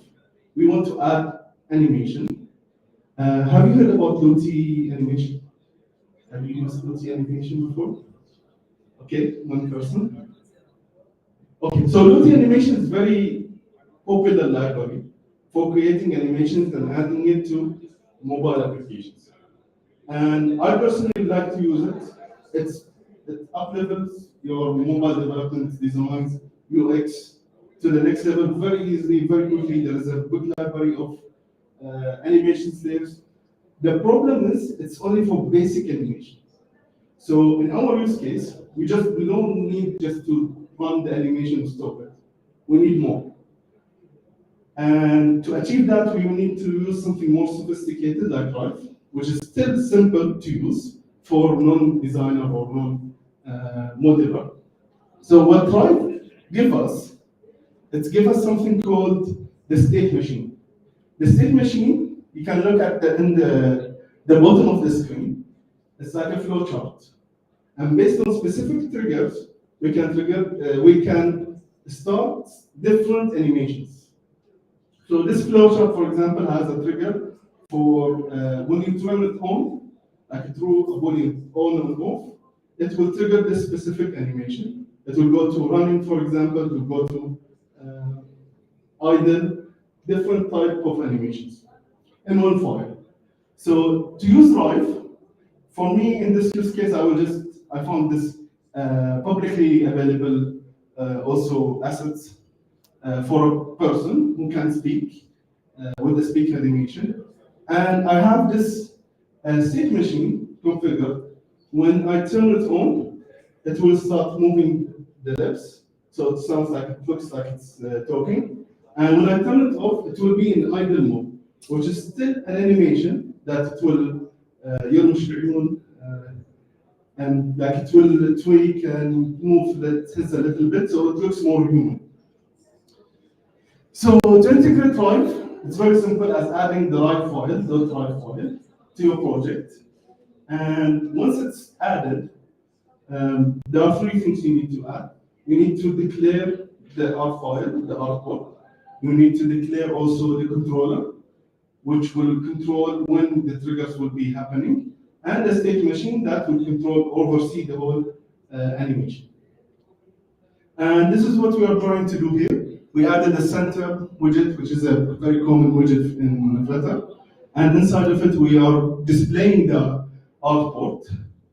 And then to stop the animation, we will use from the Flutter TTS, the package responsible for adding the speech, that whenever the speech is ended, we will stop the animation. So using this handler, it will detect when the speech or when the voice is ended, and it will stop the animation. And the same thing for the restarting of the animation. And we have something like this. I'm not sure if it's going to work, but let me try to request.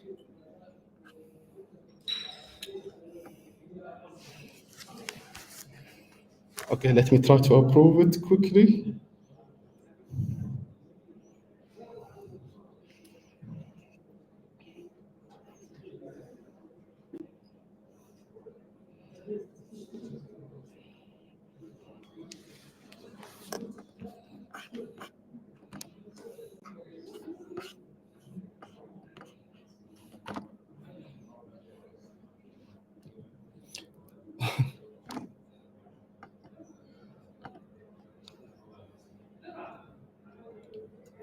Okay, maybe the voice will not work, but you can see the you can see how list of the and the relation of the and at the end it will stop.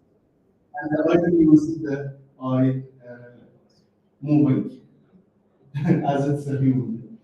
And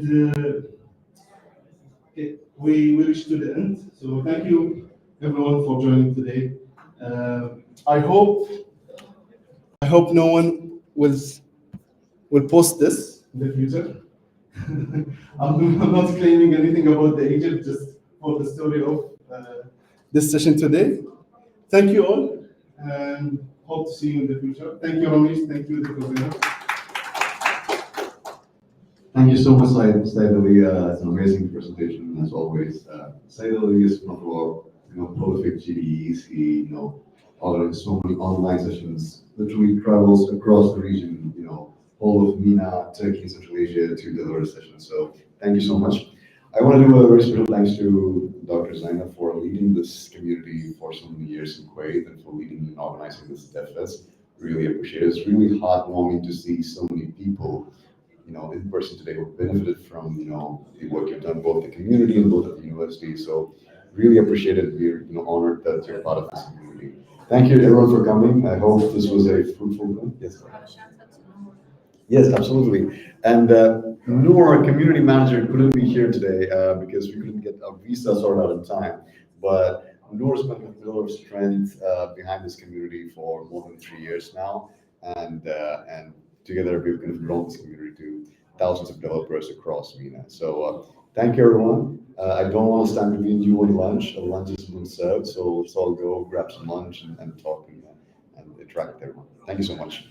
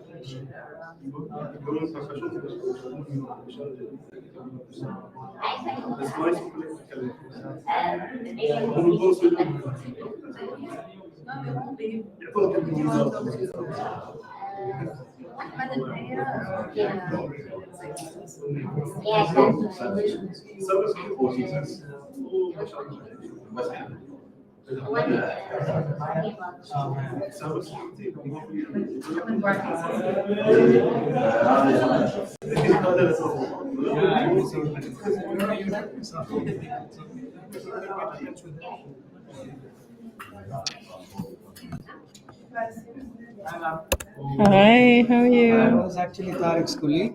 Really? Yeah, we were working with DevFest, then he moved out. He was a solution architect and moved out to Asia. Oh, interesting. Interesting. Guide us more, guide me more. My stream of work is in payments. But I'm interested in this stuff. That's good. So you're interested in implementing?